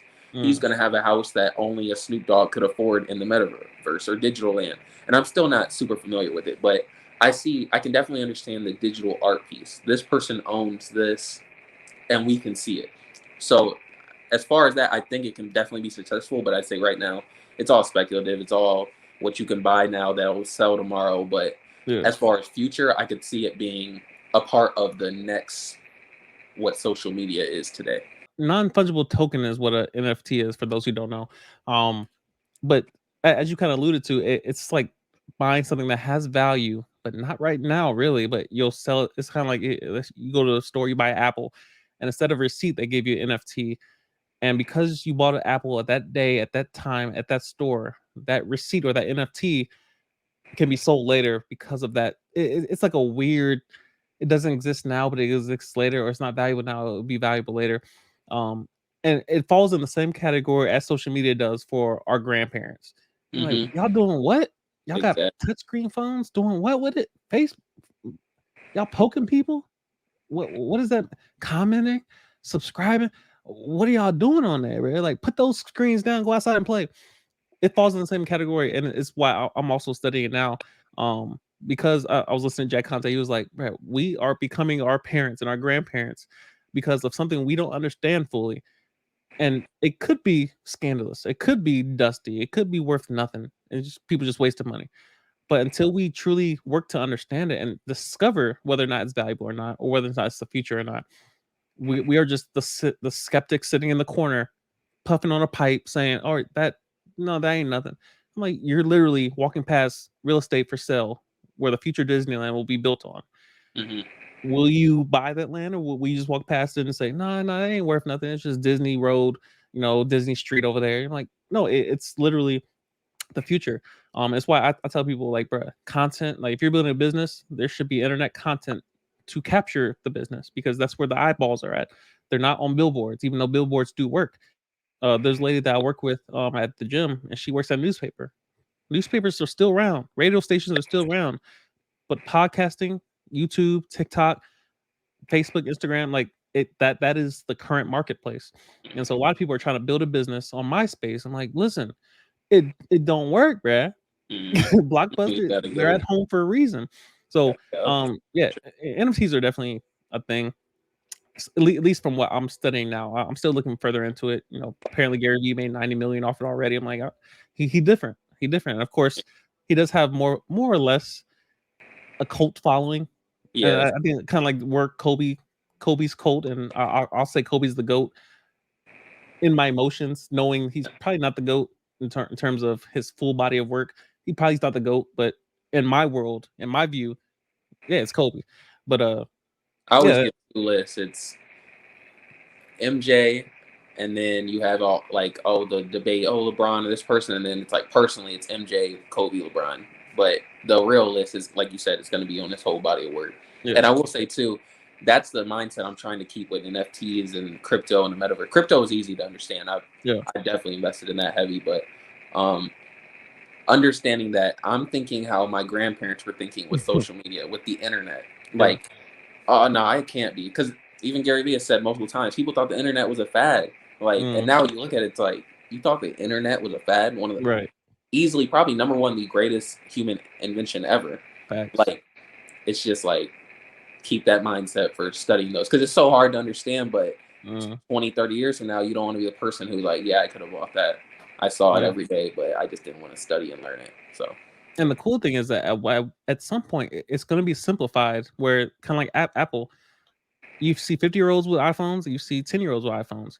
Apple made what was once very complex and like this, what the BlackBerry, what the hell y'all doing with the BlackBerry, to mhm. where now everyone walks around with a touchscreen computer in their pocket at all ages, and it's literally one of the most popular, most valuable brands in the world, because one company took the NFT complexity of the iPhone or the smartphone, and they said we're going to make it very simple and consistent for all age groups. That's coming at some point, and most people won't be able to recognize it because they'll just be sitting in the back saying, "No, that ain't no thing. That's not real. I use my dollars and my quarters and my nickels and my dimes to buy stuff." I'm like, cool, you're welcome to, and like nobody's telling you not to go read the newspaper. They still make newspapers. You get them delivered to your door. But if you want information today about something that happened today or something that happened an hour ago, you can't get it in a newspaper. Exactly. They don't go to the printing press until midnight, bruh. You won't get the information. You'll be late. So that's definitely a thing. And there's a level of humility that's required to admit I don't understand what's happening right now. I don't understand the current landscape of NFTs or cryptocurrencies. I'm like, I know I've heard of Bitcoin, but I don't know what it truly means to invest in that, and how it correlates to the actual dollar or the value of gold or silver. Um, you have to ask questions, and of course, there are a lot of scam artists out there willing to sell you a course to help you understand it. But of course, YouTube, you can Google anything, and that's a lot of the issues. Like, people don't realize, because of the internet, you can Google anything, even things that don't exist yet. You can Mhm. Google it. There's leaks about the next iPhone, the next Galaxy. There's leaks. There's speculation. There's, yeah, this doesn't exist yet, but it's gonna be the flying car, the flying Tesla. There's stuff. The Apple car is coming for some reason. So yeah, a lot of people have to be humble enough to admit, all right, I don't understand this. I need to go study. And not everyone's as neurotic as us. To just, I gotta understand. I gotta understand. I'm gonna read 100 books. All right, that's not enough. Internet and 100 and podcasts, and go study and dig. But of course, we pride ourselves on not being ignorant, Yeah. and that's often why our results speak differently, and the way we're able to tackle certain subjects is because our ability to study and willingness to study. So that's definitely interesting. Let's talk about Sneaker Ace. Um, so Sneaker Ace is taking Watertown, New York by storm. They just moved into the mall. I was watching several videos of like the planning phase that they were painting and what have you, moving in. But what is your viewpoint on Sneaker Ace and how it's progressed over the years, and your plans to kind of help them build what they're building in New York? So it's so weird to see something, especially like when you're how do I put it? Like you're just cool with someone. Like Mm. like me and Nate have been cool since the 8th grade when we met or whatever. And to see someone say an idea and then see it like come into reality, it's just so crazy. Like so when he first told me, like, so he had been selling things out of his house for a long, and all he was doing was retail arbitrage that Gary Vee Yeah. preaches so much, finding things for cheaper than they are and reselling them, and then people will want it because you can, if you can buy it, the cheaper you can buy it, you can sell it even lower than retail, and everybody wants a deal, or you can sell it at retail and people would already pay the price. But he was selling out of his house, and then I remember one day he just came up and was like, "I think I'm gonna start a store." And I was just like, oh, all right. And it wasn't, the thing that's weird was it, with everything, a lot of times it's not doubt. People just wait to see when you do it. Like Mm. everyone, because like I say, yeah, I want to go to the NBA. They're not doubting you. They may be doubting, they may not be. They're just waiting for you to do it. But he actively, like I was with him a lot. I was with him when he was looking at all the locations and things like that. He just actively worked to build it. So he started in a smaller location, but he made it nice, did all the work. And I distinctly remember he was talking to me and our friend Malik, and he was like, "I'm not." He's like, "I'm not gonna be chilling as much. Like, I'm just trying to build the store or whatever." And we're like, "All right." Like with us, we're all straightforward with each other. Just Yeah. we say what it is and we go about our day. But like me and Malik would still chill, and we'd be going home late at night and see his car night after night after night for 2 years, pretty much, Mm. while working a part-time job. And then that location took off. I was with him the first day he opened, the first sale that came in with it, and his mother was there too. But it was just crazy to see. All right, started from there, kept growing. He kept putting in more work, kept putting in more, obsessive over it, just like anyone that's Mm. successful, focused on his craft and growing it, and just putting in the work day after day after day. And I like to tell him, like, I think he's part of the sleepless elite. Like Yeah. there's been times we went out, came home maybe 5, didn't go to sleep till 7, and he's up, like, and he gets up instantly. That's what makes me think like he Yeah. just different. Like he could have been hungover, whatever, and just be like, "Hey, Nate, you ready to go?" He's up, ready to go, no Mm. headache, just throwing on his stuff, shower, go, whatever it has to do, and get it done. Like he just different in that aspect for sure. But just the progression that it's taken is like it's still going, but it's already like more than I'm sure he could have imagined. Like now he's in the mall, the news has picked up on it, and he just has Mm. got more and more inventory, more and more customers, and just built from the relationships he started. And I always like to say too, he knows a lot of people and he's cool with a lot of people. Like a lot of people can't, like we all are, like we have our little cliques. You can't really go hang with everybody, but he just knows a lot of people, and I don't think a lot of people have a problem with him, and he's bringing value to the community. So it Yeah. just grew from there. But I think it's just getting started for sure. Probably should have said this in the beginning. But sneakers is simply it's a shoe store. They sell clothing, but for the most part, they're selling streetwear, clothing and shoes. Sneakerace.com is the website. They're located in Watertown, New York. Most of you probably never go there. Most of you probably never heard of Watertown, New York. You probably shouldn't have heard of it.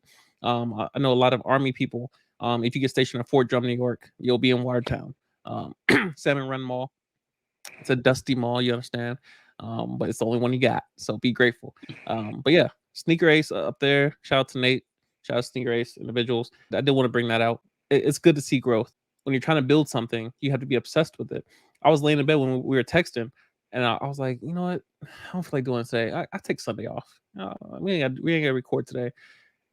And then it was just something within me. I'm like, just text him and say you're ready. And Mm, that's what I did. I was laying in bed just because we just came back from lunch, and I had a little bit this rum bucket.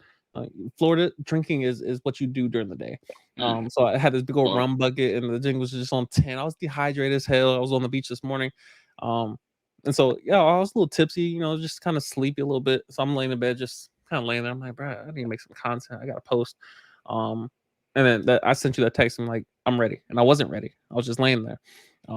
But there's something within you that once you realize, all right, this is what I want, and there's only one way to get it, is to go after it, to pursue it. You start realizing that, all right, what I'm doing now, it's probably not going to be good enough until I got to push. I got to push. And even those days that, especially the days that you feel like I don't feel like doing this, I don't feel like going to the gym, I don't feel like posting a video or editing video or making a podcast or asking somebody to record. You weren't the first person I asked to record today. There was mm, multiple people that I hit up. Yo, you trying to record? Yo, you trying to record? I hit you up, and I just keep asking people, "Yo, you trying to record?" Um, until you get a yes.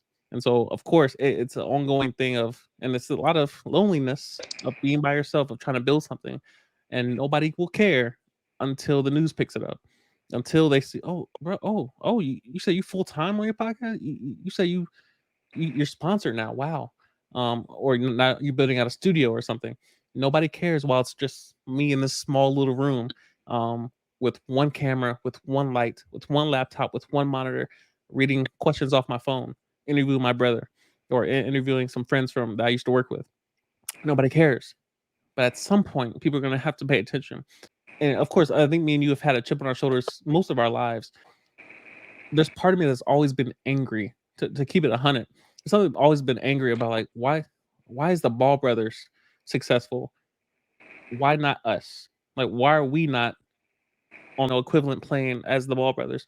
And I realize we are. We're just not doing what they're doing, Mm. because they're probably not intellectuals like we are. We're gifted. We're gifted. So it's not like we our only hope was to go hoop, and if we didn't get that, all right, well, McDonald's it is. Like, no, we have amazing minds. We just pick up stuff easily. That's a gift. It's a gift. So um it's something that I constantly remind myself of whenever I get discouraged or I get tired. I'm like, bruh, this podcast ain't taking off, YouTube channel ain't taking off. I'm still in the mud. I'm like, well, that's where everybody starts, bruh.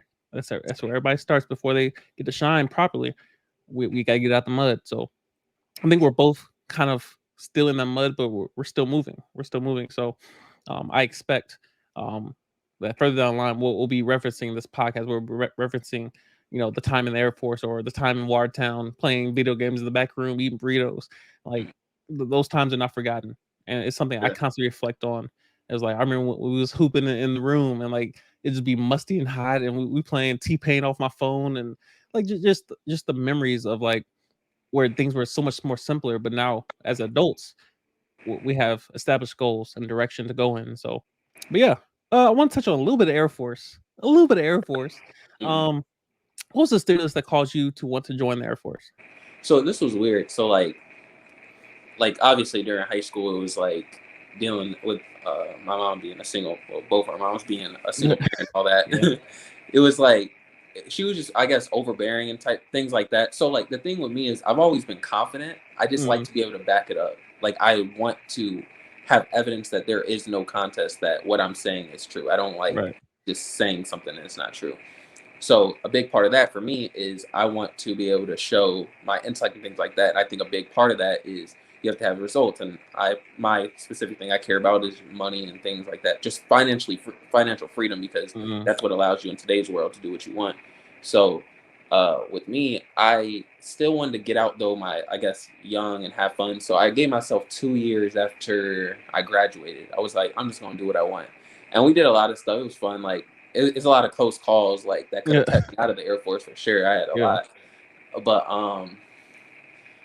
after that I was like, all right, I got 2 years, and at 20 I'll just join the Air Force. And it was so simple to me: join the Air Force, save all the money possible, get all the benefits, come out after 4 years. And I'd already been talking with Nate. We're like, all right, I'll help you with the shop. We'll try to grow as big as we can. And it's not like, and I'm not saying like he needs me in anything, because he Mm, doesn't.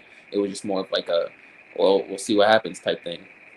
And then I just knew coming out of the Air Force would set me with a perfect set of having financial stability, having benefits, free school, things like mm, that, some work experience, some travel experiences, and then I still have my whole life at it. You know what I mean? yeah. So it was like, it was a no brainer in a way. Also, I didn't want to go to college. I was in college for a little bit, but Mm, the mix of school teaching you things that you can Google, along with not having financial stability, was like, yeah, this is over with. So from there, it was so simple to me. Like, just go from there to get your stability up and build up a little bit, and then you'll have uh, resources to get ahead and build on that. So it was kind of like a setup plan before I even really thought about going to the Air Force. that's real. That's real. How was your BMT experience? I think you went through when I was deployed. Was that 2018? You Yep, went? December 2018. Yeah. Okay. Uh, talk about that. BMT was annoying. That's the way Yeah. I put it. It was so like, what's so crazy to me is like it almost reminded me of prison in the way of people like you're dealing with people, you don't know who they are. Like I remember the first night, right? So they brought us in. We were supposed to go to sleep, and we had like people guarding us as like the baby flight or whatever. So Yeah. I'm talking to them, trying to get information. They're like, "Oh, you gotta have 341s with you." I'm like, "What's that?" They're like, "It's a piece of paper." I'm just trying to get information, and I couldn't sleep. So I'm sitting there. One, they were supposed to take our phones, they didn't. So I still had my phone the first night. Mm. So we were just sitting there, but I couldn't even get on my phone because I was just like, I don't know who I'm sleeping next to. I'm gonna just wait up, see what these people are. So I end up falling asleep, and I have a dream that I'm hearing a banging, and it's a loud banging, like something big is trying to get in the door. So I'm just like, oh man, I'm just dreaming. I'm dreaming. I'm not even thinking of it. I wake up, and as I'm waking up, I'm just woken up to screaming by a bunch of 6'4", 6'3", 300-pound looking men, and they all were Mm. like former football players or something. But they're yelling, they're going on, get on the wall, this other stuff. So that was like my wake up to like, dang, you really in this, and you can't quit, so you might as well Yeah. just go through with it. But the way I described it was like prison in the way of people. A lot of the people in my flight were like, they never been in the real world. Like they just were, they never been talked to directly. Not even Mm. like a mean or aggressive. Just they just never dealt with people where like someone just telling you something so direct. Yeah. So it's pretty easy to like our group, that the people I was cool with, to just get in certain positions. Also, I had the information from you and just all the studying. I read every Reddit post, watched every Mm. video possible. I wanted to know everything.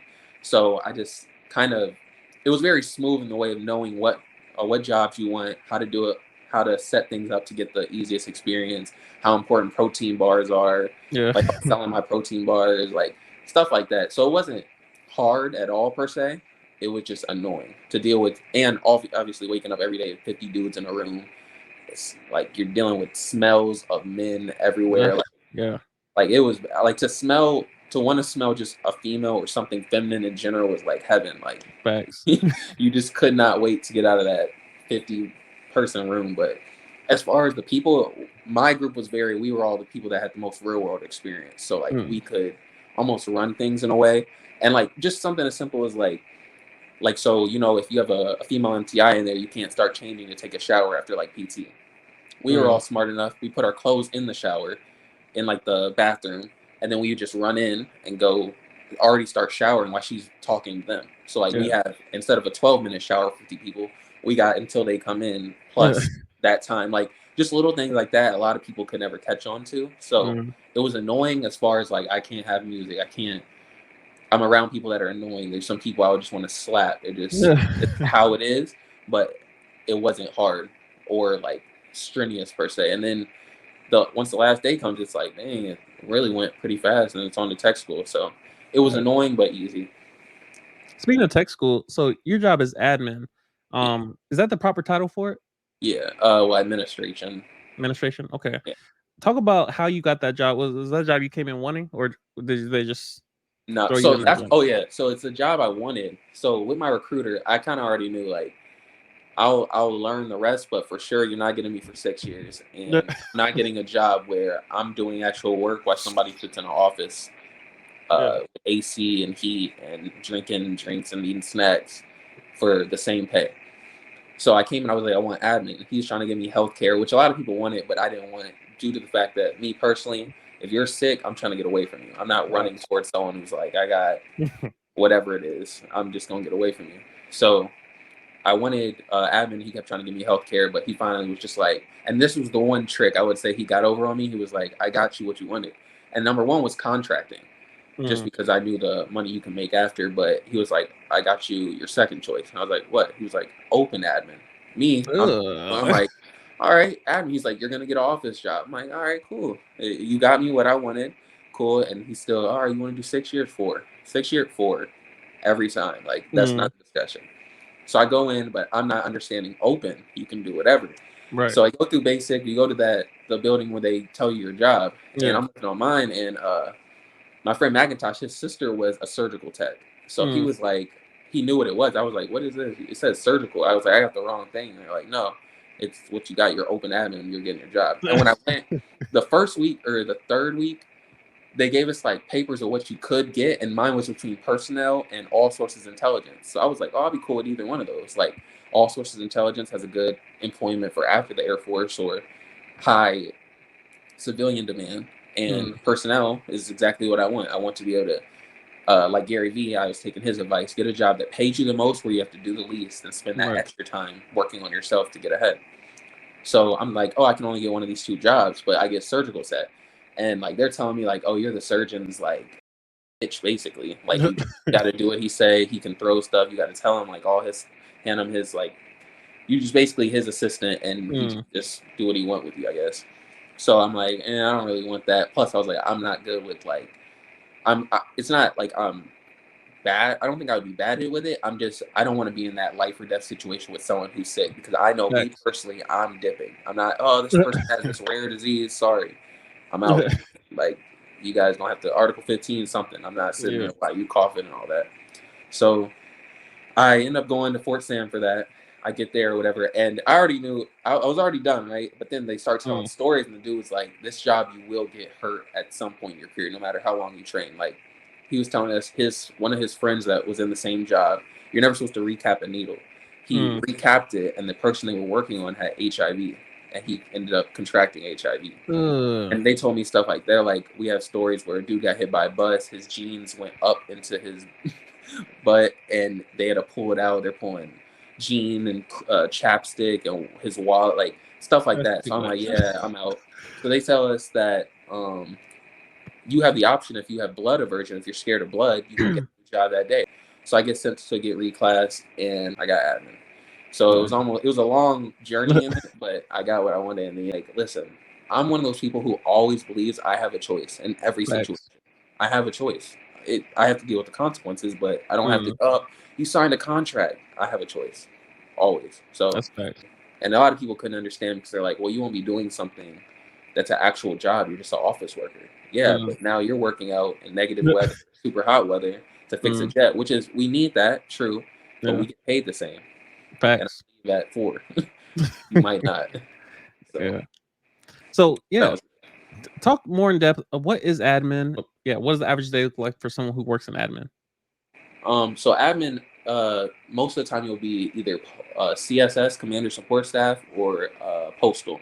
I think Postal is just like for deployments or if you're overseas. But Commander Support Staff, you're essentially the staff that helps the commander do his job, and you're the gatekeeper for information, things he needs to sign on a daily basis, as well as you're the one who puts in the tickets or helps other people when they have broken things, like as far as your office. So this person's shared drive not working, you put in the ticket, you help them with it, whatever, as well as this person needs something signed by the commander, you review it, make sure it's good, things like that. So essentially it's just problem solving.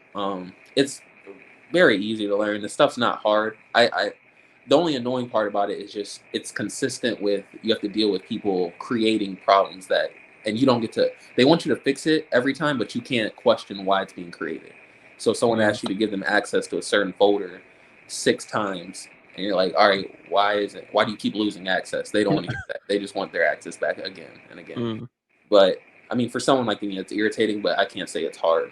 It's just dealing with people and personality. Also, I understand that 99% of stuff doesn't matter. So when you're dealing with people who are very into office politics, and I work with all women, so that's hard with just like, we had a girl quit, we had people just leave. Like, it's annoying, but it's just what it is. But it can be hard. I would just say on a daily basis, you're just problem solving and looking at emails. That's pretty much it. True.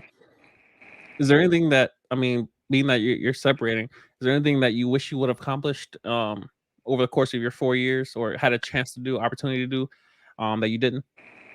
No, that's what's so weird. Is like, it's the Air Force was a vehicle. So I disregarded a lot of it. I probably wish I could have networked more, but it wouldn't fit with my plan of like. So like the thing is with people, a lot of times in the military, we get a check and we have our bills mostly paid for. So everyone, especially if you're young, you're going out buying cars, partying, all that. I could have done that and it would have been fun, but it wouldn't have got me to where I wanted to financially and just, I guess, maturity wise in a way. Like, and it's not that you can be immature for partying. It's just I didn't want to do what normal people do. So I had to take alternate routes, and I didn't hang out as much and things like that. But it's not really something I wanted to accomplish that I didn't. All of it, and that was the thing too, all of it was personal goals. Like, every time I talk with my supervisors, they didn't like that I didn't really have a lot of professional goals at all, because I understood I wasn't going to be here long. Like, and I used to tell them like, whether I had a plan or not, after this 4 years, I'm gone. It's just Yeah, the system is not for me to grow. So I wouldn't say there's anything that I wanted to achieve that I didn't achieve. that's real. In fact, I would say I achieved more personally than I thought I would. Wow, wow. You mentioned something in your intro, and we're switching gears just a bit, Mm-hmm. but you mentioned something in your intro, and it's something that I don't like being your older brother. You introduce yourself as my brother, and I go out of my way to like constantly like because I would imagine that there's pressure, um, living in the shadow of your older sibling. I felt pressure living in Risa's shadow as far as all right, what does she do wrong? What she do right? Things I need, and of course we're different because I'm a man, she's a woman, but still, like there's still kind of pressure of like if she graduates in a certain way, if she accomplishes something, I have to do that same thing. Um, what would you say is your strength? Um, being Hassan because I even though you are my brother and you weren't wrong and it wasn't wrong to say it's like, all right, I'm his brother. And of course I'm sure you've ran into a lot of my subscribers who, oh, you look like this Yeah. guy or Ray, but I don't like the fact that you're slept on because when I talk to you, like I remember we made a vlog when we was both in Watertown. I think it was like for Christmas or something, and and that we just be talking and like there's conversations that we've had that will never that they're never recorded. Like we're just talking. But sometimes I catch myself just being amazed, I'm like, "Bro, this man is a genius," and nobody knows. And of course, people know, but not on a scaled level as far as does the world know that Hassan Isaiah is walking the same planet as them at the same time? It pisses me off, honestly. And of course, I was kind of hurt when you introduced yourself as my brother instead of yourself. But I do want to take some time in this episode to share with the people who and what you are. Um, Aside from me. Like I don't want there to be any like this is about I'm interviewing you, even though it's a conversation. I'm interviewing you. What would you say your biggest strength is? Um, my biggest strength is the ability to take in large amounts of information and determine not just what's right specifically for me, but what will get me my result 90% of the time. And that Mm, comes with people, that comes with anything like it's honestly just a way I think. Like, for example, like what you mentioned, we were talking about basketball. I not only took a lot of information from you and turned it specifically for me, but it's like I don't know how to explain it other than it sounds when you explain it like most people do this, like, oh, I can take something, this person told me this and it relates to me. mm, But on the level I personally believe I do it, I think it's different than a lot of people because mm, it's so like um the results I know I'm going to achieve and I get with how I take in the information and apply it to my life just mm, tend to be different based on the fact that most people are going to look at different parts of the information they take in. So yeah, like uh someone most people will if someone says something like I don't know, you should invest in index funds. Or no, let's say crypto. You should invest in crypto. I'm looking at so many different factors that most people wouldn't look at. First thing people are going to look at is like the person. So, oh, is this person, do I respect them or something? That's completely something I disregard. mm, I guess it can be part of it at times, but for the most part, it's I'm so focused on the information and is that going to give me my result that it allows me to get ahead because I'm taking in the thing that helps you the most while mm, disregarding my emotions almost entirely. So yeah, that's why I would say it's kind of different. I can take in large amounts of information and not only apply what's going to help me, but also make sure it gets the highest result. Even if it's not specific to me, I can just take that and get the highest result in a lot of instances. And I know I kind of went weird with it, but it's just more. A lot of people can't do that in multiple instances of their life. Like I think I can do it with a lot of parts of my life that most that's people. facts. It's And it's weird. earlier we kind of mentioned Kevin Samuels and how like he's so vilified as far as oh he's toxic and he hates black women, he hates women in general, and he might be homosexual. Like it's constant ad hominem attacks where just as you alluded to, no matter who you're talking to, even if you find the person on the opposite end of every spectrum that you exist on, there's still something you can learn from them. But again, most people can't get out their own way and they're not humble enough to realize, all right, I disagree with you with on 99% of things, but I'm still going to listen. I'm going to ask you questions and I'm going to ask follow up questions to see what I can learn from you. I mean, eat the chicken, spit the bones. It's a process of that I don't think many people have access to because their emotions are so on 10 that if you just get the clouds out the way, you realize, all right, there's actually something there that I can benefit from. Um, Kevin Samuels is that person, and there's many people in his position that are highly controversial, and they're sending huge waves through the internet and through the world in general, where they're creating impact, whether it be negative or positive, like depending on how people choose to receive the information. Um, but yeah, I feel like most people, whether they're scam artists or like whether the Tinder Mhm. swindler, or there's something you can learn from everyone, no matter what position they're currently holding. They could be a criminal. You can still learn they're very consistent at robbing houses, or they knew to wait to for people to go out of town, or they would check people's Facebooks and see all these people they're out of town, they're checking in at hotels. Let me see where they live, and you can learn something from everyone. And so I think that's an amazing skill to have, especially at your age, because again, you're in your early 20s. How old are you? 23. I be forgetting. I'm about You're to be young 20. as heck, 23. So yeah, like just having those type of skills that 40-year-olds have not yet mastered. You got people at Fox that can't understand there's value on CNN. People at CNN and Young Turks and MSNBC, they can't realize, yeah, there's value on Fox as well. Y'all just so blinded by y'all's bias that y'all can't seem to figure out there's a middle ground on most topics. You No, go just ahead. said that's exactly what I was trying to say. I completely disregard the person, the emotion, all that. Facts. I just take the information, and I think Mm, that's what makes it more. Because a lot of people could be like, "Well, I take information and apply it to my life and get ahead." I yeah, get that. And emotionless information. yeah, most Mm, people can't take it. They're always gonna. This person said this. Is it true? That's my number. That's my only factor. Is it true? yeah, Does it apply? Will it work? And a facts. lot of people can't do it emotionlessly. They have to. Well, I don't really like this person, or this that. Mm, I do not look at that at all, and I think yeah. that's what most people can't do. Tweeted this the other day. In a world of red and blue, most of the answers are purple. Hmm. Like it's just it's a great analogy because Democrats and Republicans, red and blue, whatever. But yeah, in most cases, the answer has nuances, and it's not cut and dry. Like not everything is yes and no. Some things are nuanced, and unfortunately, some things, as much as I hate the phrase, it depends. A lot of things depends, if not everything, depends on something. Most things, if not everything, is dependent on some form of a variable or stimulus. And so we're kind of bound by that reality. And so you have thousands of people who let their emotions lead them through the just I figure it out as soon as I feel like something is and I feel it and I think it feels right. You're just gonna wake up wrong consistently. You're just gonna be wrong about stuff, and you're gonna be surprised. You're gonna be the last person to find out about stuff because you couldn't just take, hey, the bridge is out. Hey, fool, the bridge is out. Hey, ugly, the bridge is out. Exactly. You stupid fool, the bridge is out. The bridge is out. The bridge is Yeah. out. And Do I destroy. People get upset that I yelled the bridges out. I whispered it. I said it rudely. My tone was off. The bridge is out. It doesn't matter how I say it. Do you want the information or not? And so you're beyond mature to realize the value of information itself. And of course, there are times where delivery matters, especially when you have a desired end result. Some will categorize that as manipulation to deliver it properly with chivalry and being romantic, all those things.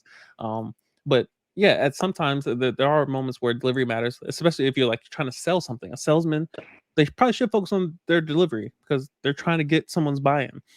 But when you're receiving information, when you're learning, when you're receiving warnings, who cares how it's delivered? Tell Hmm. me the truth. And truth is, I mean, we live in a postmodern age where people don't care about truth. They care about being right. They care about comfort. They care about their feelings, which is fine. But then typically your results will reflect the information you chose to believe. And so when you have someone telling you everything you want to hear, the Derek Jacksons of the world, no, no, no, it's not your fault. No, you're right. You're right. You did nothing wrong ever. Nothing's your fault. It's all them. You're the victim. No, it's not you. Don't blame. Don't take accountability. Don't you dare. It's not you. It's their fault. And then they look up and the results look like that. The results are trash, and they realize, yeah, it's my fault. My life is in shambles. Well, it's too late by then because the person who's been lying to you for years, they're nowhere to Hmm. be seen.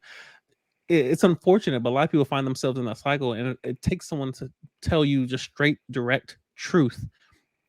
you're wrong. This is how you need to fix this. This is the right decision that you should be making. And that's the value of mentorship. And it's something that I think we both heavily value because we're constantly learning. We're constantly on the internet, like even Fresh and Fit, highly controversial podcast, but a lot of it's true.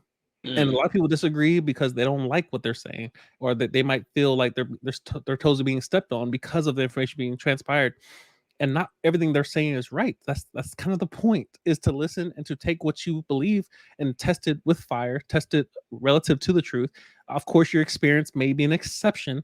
People always want to point to the exception. I'm like, cool, you're welcome to do so, but the rule still exists. Address the rule, address the topic, the argument, not the person. So it's prevalent in our society heavily. And of course, the people that benefit are the people that are able to do, as you alluded to, you know, look objectively at the information and use that to base truth off of. And then also, like you mentioned, like me mentioning you're my brother. Don't take that as humility. Like for me, I'm a humble person, but I'm big on, so like I want my work to, this is where I really learned this from Gary Vee, and this is where we relate. Not learned it, I was applying it, but this is where I really connected with him, was how he said, like, I didn't make a piece of content till I was 34.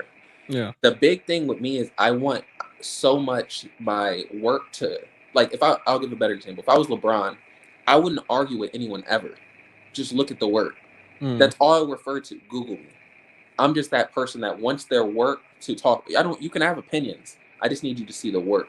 And what that comes off to, you're not the first person. A lot of people take that as like, oh, like not confident and things like, no, I'm very confident. I just put in the work while you're not seeing it. Everyone's rushing today to be seen and heard and get out. And that's important. I definitely should be putting myself out there more, but I more just care about the work. And then you can argue with yourself. I don't care. The work will speak for itself. Like you can sit here all day, I don't like Jeff Bezos, I hate capitalism. Look at Amazon. He don't have to argue with you. You just got to see it every day. That's how I more am. So like, I don't come off of, oh, this is me specifically, this is how I think. Because a lot of times I don't care to, I guess, explain myself to people. I just want you to see the work, what I get out of life, what my results are, and then we'll compare. Because that's all that matters, is the results. So many people will have their whole life felt they were right because they could argue right. Cool. What were your results? And then we'll see. And that's where it's going to hurt a lot of people. The regret is going to hit people. And I'm just working on the main thing that matters and not having regret. And that's what's going to, I guess, differentiate me, I believe, in the future. That's facts. That's facts. I did want to document a bit by asking you several questions as relates to your future and where you do see yourself. I love the fact that neither one of us is where we want to be, and we're not even, we're both kind of just getting started. And of course, that's what Gary Vee constantly references, is like those early years. Like people don't pay attention to the journey as much. They look at the finished product and they just kind of reverse engineer it. And they may not even do that. They just see the current position, like, oh, you were lucky, or somebody put you on, or somebody gave you a shout out. You're born into money. Neither one of us was born into money, but one day we will have money. One day we will be him. But of course, we're just on our journey. We're traveling towards that right now. So, where do you see yourself in? And I don't want to get too nuanced, but let's say in 10 years, where would you like to see yourself? And matter of fact, no, let's do 20 years. Just so we don't get too far ahead of ourselves. I think it is a great privilege to, so this is one thing I understand, that and it's why I chase what I chase. You're going to change. What I care about now, I may not care about at 30. What I care about at 30, I may not care about at 40. I simply, and this is just how simple I broke it down, and this is excluding Christianity, because we obviously were raised like that. If you just were to break life down, this is kind of how simple it goes to me.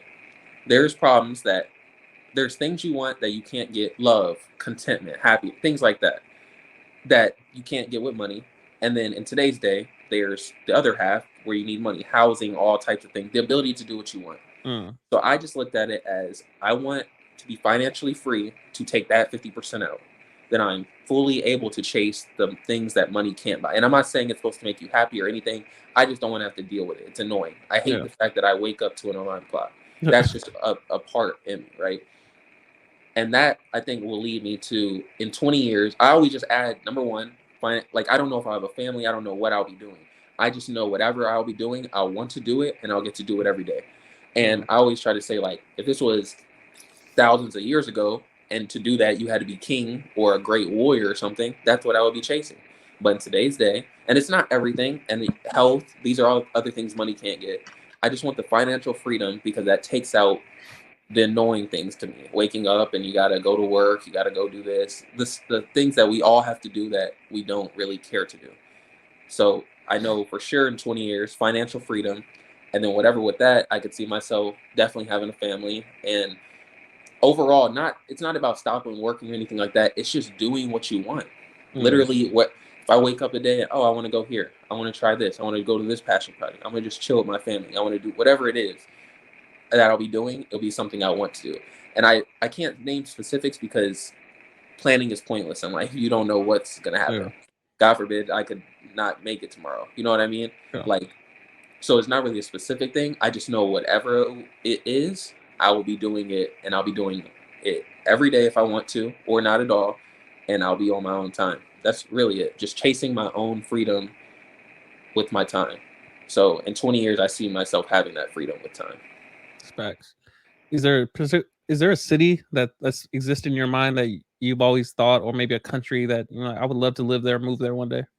Um, so I used to think that. So if you asked me like 5 years ago, it would have been Miami, but or Texas. I could see Houston or something like that. But in the way the world's going, I see it as anywhere. Like there's living in a city would be. I can see myself in a major city, a nice climate that's balanced in a way, maybe Mm. like a Texas type climate or Florida type climate.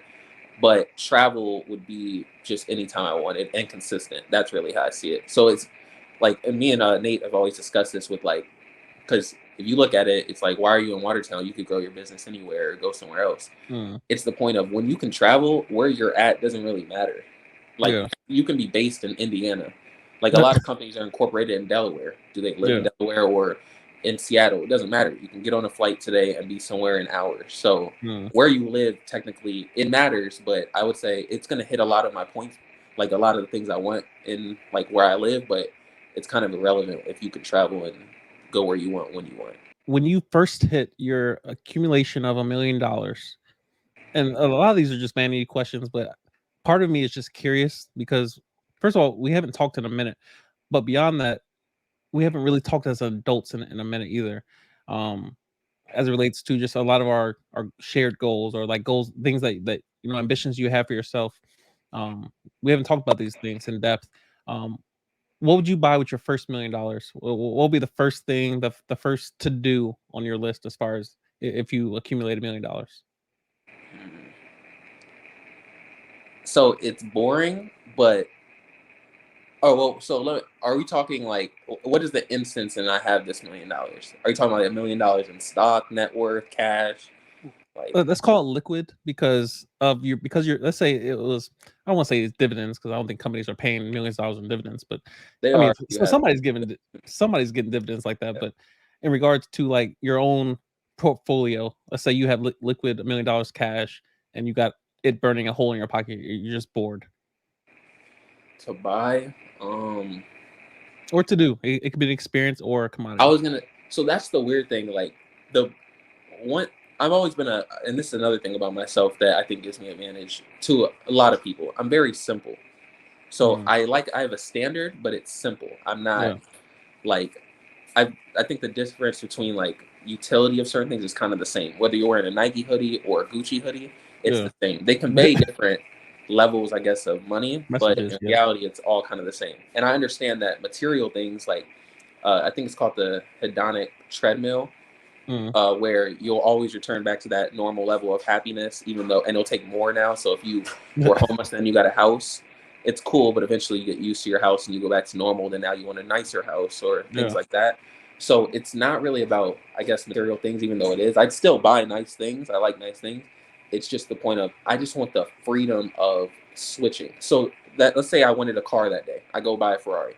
I want to wake up the next day and be like, all right, now I want to go travel. Like, I'm all about the freedom that comes with that. I only care about finances for freedom Mm, and the ability. Yes, you have to take care of yourself and eat, but I don't look at it as like I'm chasing a million because I used to want to go to an NBA game and I never got a chance to. It's mm, I just want freedom. I do not like having to listen to people or deal with people if I don't want to. So I'm just chasing. If I had $1 million, it would instantly get reinvested to make my next million. Got you. Because I want more freedom until I hit a point where, and of course with inflation this is harder, but until I hit a point where it doesn't matter. Like pretty much once you hit, I believe it's like $50 million, and who's to say I'll ever get this? The whole point is I'm gonna chase it for sure. Yeah. But once you get to $50 million, I believe you can do pretty much the marginal utility of money is gone. Like you can be happier with way less, but that's the point where it's like I can do everything someone with $300 million has, or whatever. And then when you get to billions, it's just irrelevant. Like if you get to that point, there's so much money you can't even spend it. Yeah. So really, it's just like I get to a point where I know this can support my lifestyle, and then I just do what I want every day. Because with me, it changes. The military has really changed me in the way of I missed how different things happen just in a regular civilian day. You go run into this person, this happened. Like if you're on a military base, it's so uniform and it's the same. Like you're not going to hear about there was a crazy car chase. This person did this. You're not going to bump it. You may bump into people that you know, but it's so orderly that your brain is just like, where's the life, the differences and things. It's not uniform. So I just would want just freedom, and I want that feeling back that you're feeling now, just the real, like that pressure and that it's good. It's a good motivator to feeling like you're alive and not just, all right, next day got to go to work. Next day got to go to work. All right, I'm off. 2 days off, go back. Like it's just not the life I want to live. So the freedom, that's all I could say. Freedom. Facts. And of course, allow me to press you real quick. So I made a video stating and asserting that freedom doesn't exist. At least in the way it's defined. And of course, liberty exists because liberty is freedom just with consequences, ceiling, floor, fence. Like there's just limits on freedom. And of course, I would argue that you can't find freedom anywhere. And so I'm not here to argue that point because I understand what you're saying. But my question would be, being that you value freedom, or you value your liberty, you value your ability to choose in a given moment, and you don't want to be trapped, do you see yourself ever getting married?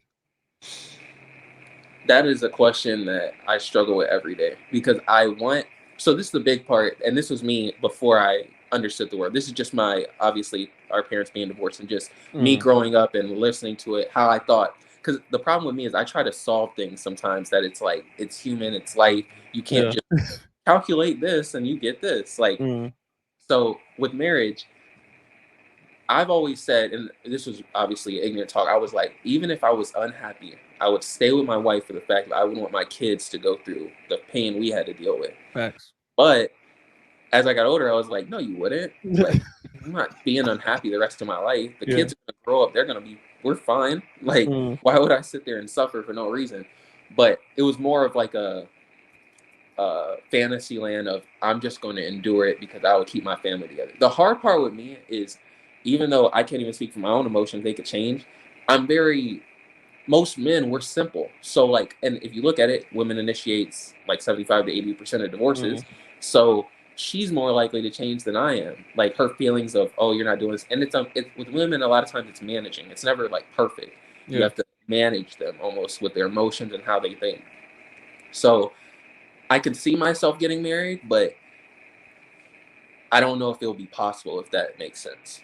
It's just because the way the world's going and all these things, like I wouldn't want to do that whole, we come together and do all that just to separate. Like I'm looking at it as a forever thing, but we all know nothing lasts forever. And like you've mentioned multiple times, should it even matter? Should it last forever type thing? Like, or should you just enjoy it? I think it'd be more of because a lot of how my thinking comes from my kids. It's not based on me. So like I would want a healthy 2-person household. But yeah, I think marriage was more based off obviously our Christian background and the healthy 2-person household more than like I dream of getting married. It was more the 2-person household will help my kids. They'll be better off. And also I want to live by what we were taught. So, but then also it's like, it's a new world. So it's hard to go with that. But I can see myself doing it, but I don't know if I'll be able to because I'm a very logical person. So it's not like I'm disregarding it, but it's like, who knows? And definitely not, and that's the other part. I'm not looking for that time until at least 30. Facts. So, and that's like a number thing. It's not even about like I could meet the best woman ever tomorrow. I'm Mm, still not going to marry her until at least I've gotten to that age of like a time period where I know I'm ready to actually do that. But that's if by that time it's even normal to be married and if marriage rates are even yeah. staying I mean, together. it's a constant struggle, and we're in the same boat because when we think about the institution of like and how it should be, we think about things logically when the process itself isn't logical. It's kind of like, and probably the best example would be how we were in most cases raised very traditionally. So raised in a traditional household where the man does his role, the woman does her role, and I'm like, all right, well, if the women that I may or may not be pursuing, if they're looking for a traditional man, I'm like, well, doesn't a traditional man want a traditional woman? But y'all not that. Everyone is chasing somebody who's not chasing them back. And the dynamic is broken in the sense that if I start chasing you, you're going to start running because you don't like it. But if I start running away from you, you start chasing me, which is, I'm like, who makes these rules up, bro? Like it's weird, but it's how everything works. So logically speaking, when we bring our minds to it and like, all right, this is how I'm going to get married only under these conditions. I'm like, well, those conditions don't exist in marriage. So I have to start attaching lawyers to it. And I'm like, all right, well, now I throw a prenup on there, and then I'll throw this dynamic on there, and these rules, and I'm like, well, now it's not a marriage. It's almost slavery. It's a business. It's a corporation. Like you just made a small business. You went business with her. You didn't marry. You just started a small business. You just get some tax breaks. So I definitely understand what you mean, as it relates to ultimately what I value most is similar to what you value is I want the ability to choose at any given moment, and it's why I don't have a schedule for live streaming. Is that I hate feeling trapped and like I have to do something. No, I want to do something. If I want to go live today, I'll go live. If I want to, create a video or edit or do a podcast, I'll do it. I don't want you to feel like you had to come on here. I want you to say yes or no. Other people right before you said no, I'm not mad at them. They said no. I'll ask them tomorrow and the next day. But yeah, nobody wants to feel obligated to do something. I want people to be in a marriage because they want to be, not because a contract is holding them or NDA or oh no trade clause. You can't leave. I'm sorry. You signed the dotted line. In a marriage, you instantly get that feeling of if I want to leave, I have to call a lawyer first. Yeah. I'm like, why the hell would I enter any contract where before I can leave, I got to talk to my superintendent, talk commander, I got to go through AFPC, I need my orders, I got to out process. That experience that I tried to go through, like I still got to go back to Canada to out process in August because I couldn't do it before I left because it's just so much damn red tape of just jumping through hoops, just foolishness. I'm like, bro, I don't ever want to be in a system like that again. So definitely not a relationship where like I just broke up with my girl. Obviously, we talked about that. Imagine if I had to call a lawyer before I broke up with her. I'm like, no. Like, if I want to leave, I'm leaving. Sure. Like, if I want to move from Canada, Mexico to Florida, I'm gonna pack my stuff up in 30 minutes or 45 minutes, and I'm gonna be gone. It's not gonna be calling moving companies and trucks. If I want to move across the country, when I'm a civilian, I'll be able to do it, and I'll simply have to pack a suitcase. And I'm Hmm. like, I'll sell everything else, or I'll pack up my laptop, bring my microphone, bring a camera, and I'm gone. But a lot of there's a sacrifice required for the lifestyle that we're both kind of alluding to, um, because relationships do exist. They're just not popular. It's like I'm sure there's a dinosaur somewhere out there in the wild. We just don't know where yet. I mean, there's panthers and mountain lions in Florida.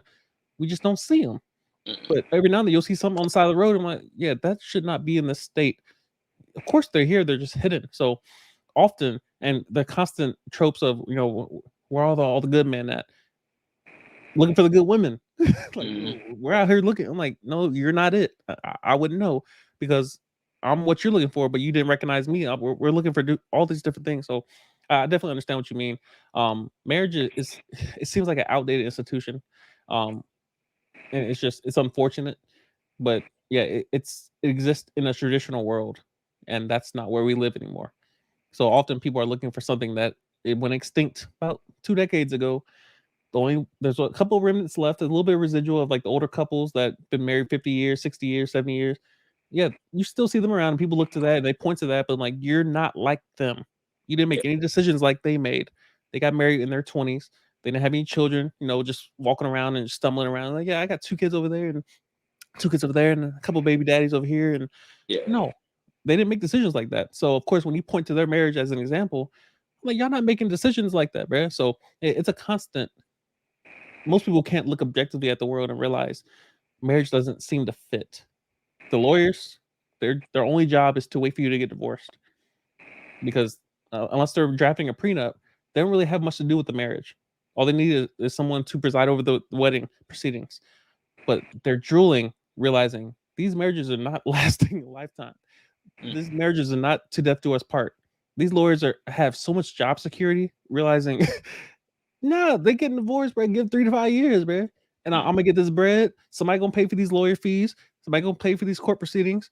And it's unfortunate, but it's the state of the world that we're living. So, I don't discourage anyone from getting married. Like, if you find your person and you think it's gonna work, you think it's gonna last till death do us part, you're welcome to believe that. But Yeah. I'm willing to bet the probability of your marriage lasting till death do you part. It's not believable, and it's not above 51%. My thing is the time too.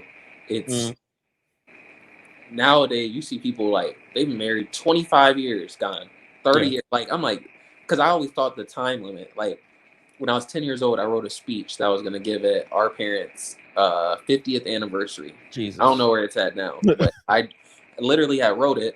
They got divorced, and then it hit me. I was just like, that was gonna be 50 years, and they've been married for 17. So it's like, and I try to look at it objectively. I'm not looking at it on the well, I've experienced seeing people divorce. I do believe it. There is a chance. There's always a chance.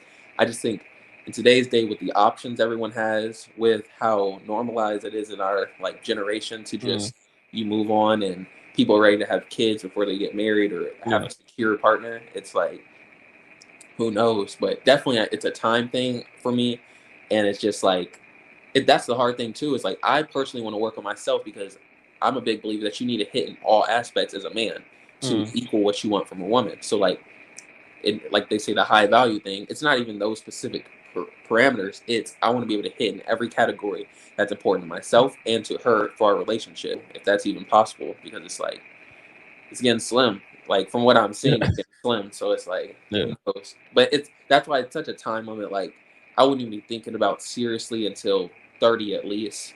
So even if I was to make $1 trillion tomorrow, it wouldn't matter. I'm still waiting for a good amount of time to learn myself more and develop myself more, so I can be a good partner. But the weird part with that too is I struggle with thinking about, oh, would I be married? But also I'm like, would you want baby mamas or multiple baby mamas? Like I'm not, because that's another thing. I'm not trying to have another man around my kids. Yeah.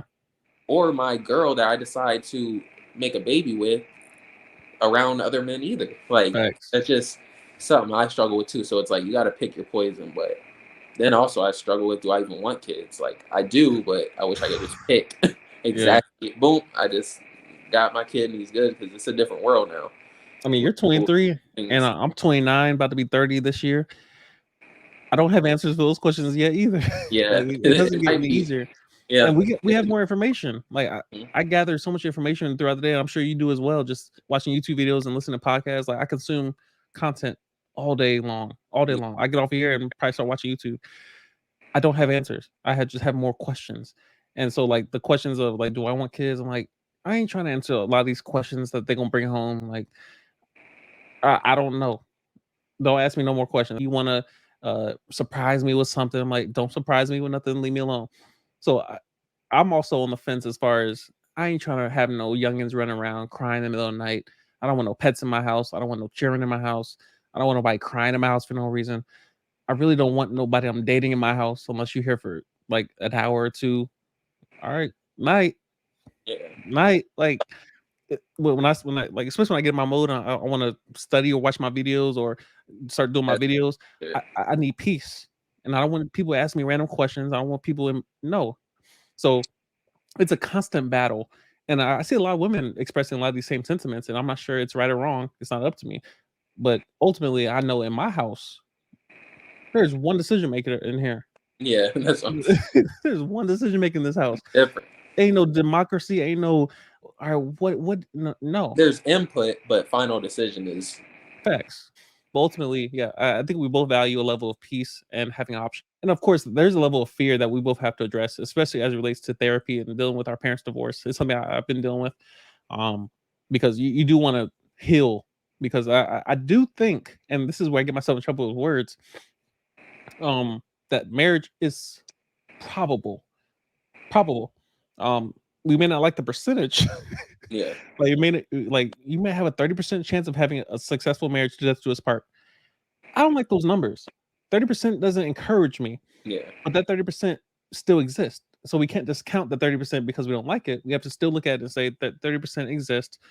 I have a chance of being part of that 30%. We all think we're outliers. Facts. You're probably gonna wake up and end up in the piece where I thought I was in 30%. Everything was so good in the beginning, and then yeah, I got court tomorrow. I Yeah, gotta go deal with this foolishness and talk to these lawyers. So um the rational side of us would say, yeah, you probably won't be the outlier. You probably won't be the exception. You'll probably be the rule.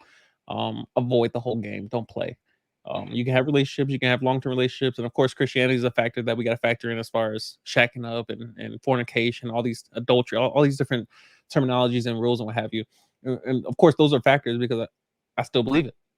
I still believe it. I may 100. not live it 1,000%, but I still can't hardly enjoy some things I do Yeah, because same. of the back of my mind. I'm like, bro, what if God come back right now? So it's But constantly, um, just the battle of the mind of understanding what I want. Can I have it? Do I have access to it? Is it available? Do I qualify for it? And then will God strike me down in the process? Like it's just all that.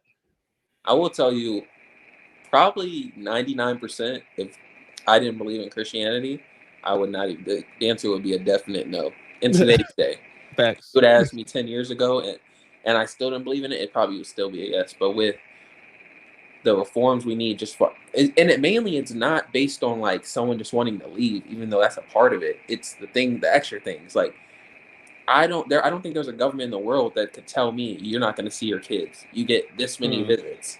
yeah. Like no, I'm gonna be there, and that's why I was glad. Like, and I see that it's rare for people. Men are now celebrating having a cooperative baby mother. Yeah. Like she doesn't treat. She lets me see the kids. She doesn't Mm, hold like things like that. It's not. It's now not normal to deal and co-parenting and deal with each other like nicely. Like you're not trying cordially. Yeah. to yeah orderly or whatever. So like I don't know. It's hard, and I don't have all the answers, and I don't think I ever will on that specific thing because the hardest thing for me is dealing with any decision or any goal or something I want to accomplish that involves other people. I Yeah. can always deal with myself. I can always sign a contract with myself to get something done. But when it comes to other people and they have different thinking and different mindsets, it's hard. So I guess we'll just have to see how it played out. But also, I don't move in the fear of it. Like Mm, a part of me would want to try it just off the fact of we only get one life, so it won't matter facts. anyway. But I think it's hard fighting the logical with the YOLO part of it. Yeah. And like just kind of wrap that thought up. Um, I've considered that too. I'm like, bro, if I'm gonna die anyway, bro, like I might as well try the marriage. And I'm like, and then of course that question comes up that I love asking: what do I gain in marriage that I don't have access to while dating? Aside from Christianity, nothing. Yeah, Like I personally don't gain anything by getting married. My children either. gain stability, that they gain a father in the house. They gain, you know, parents that are more or less tied together. But ultimately, me myself, it's not like I have more sex when I get married. It's probably gonna be less. Like people get more comfortable over time, not less comfortable. It's not like I gain home cooked meals. I cook for myself. I can buy food. I can order food. I can clean my own house. I don't need a maid. I don't need someone picking up after me. I can do it all by myself. I don't gain much, if anything, by getting married. Tax breaks. I can have children and get tax cuts. I can have children without being married. I can have a companion. I can have a girlfriend. I can have a living girlfriend. I can have two living girlfriends. I can have two wives that are not married to me, live in my house. I can have all that stuff without signing the dotted line. So when I ask women and when I ask people in general, I'm like, what do I gain by marrying you, by tying my social security number to yours? And no one gives me an answer. I'm like, oh, you get commitment. I get commitment single, bruh. Yeah, And nobody has the answer yet. So the YOLO thing is something that is probably going to plague both of us because we both fear regret. it's hard. it's something, I guess, and it's one of those things. Like I said, you can't calculate.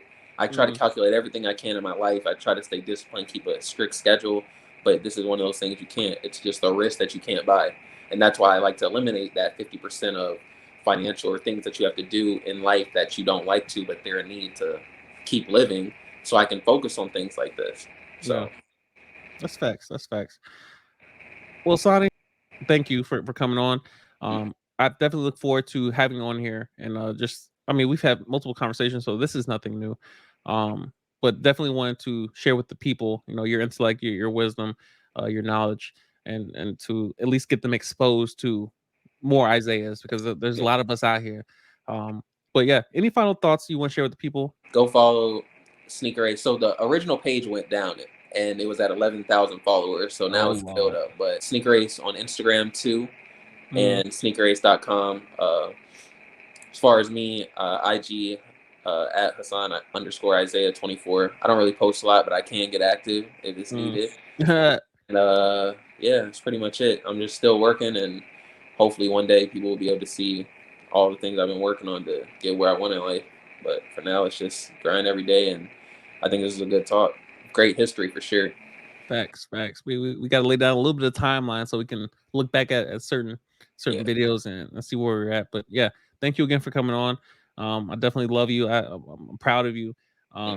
Just seeing your progression, seeing you from Watertown, and when you needed a haircut and you was looking rough in the streets, and Mm-hmm. then to see where you are now and your level of maturity, your intellect, your ability to set a goal and to go towards it.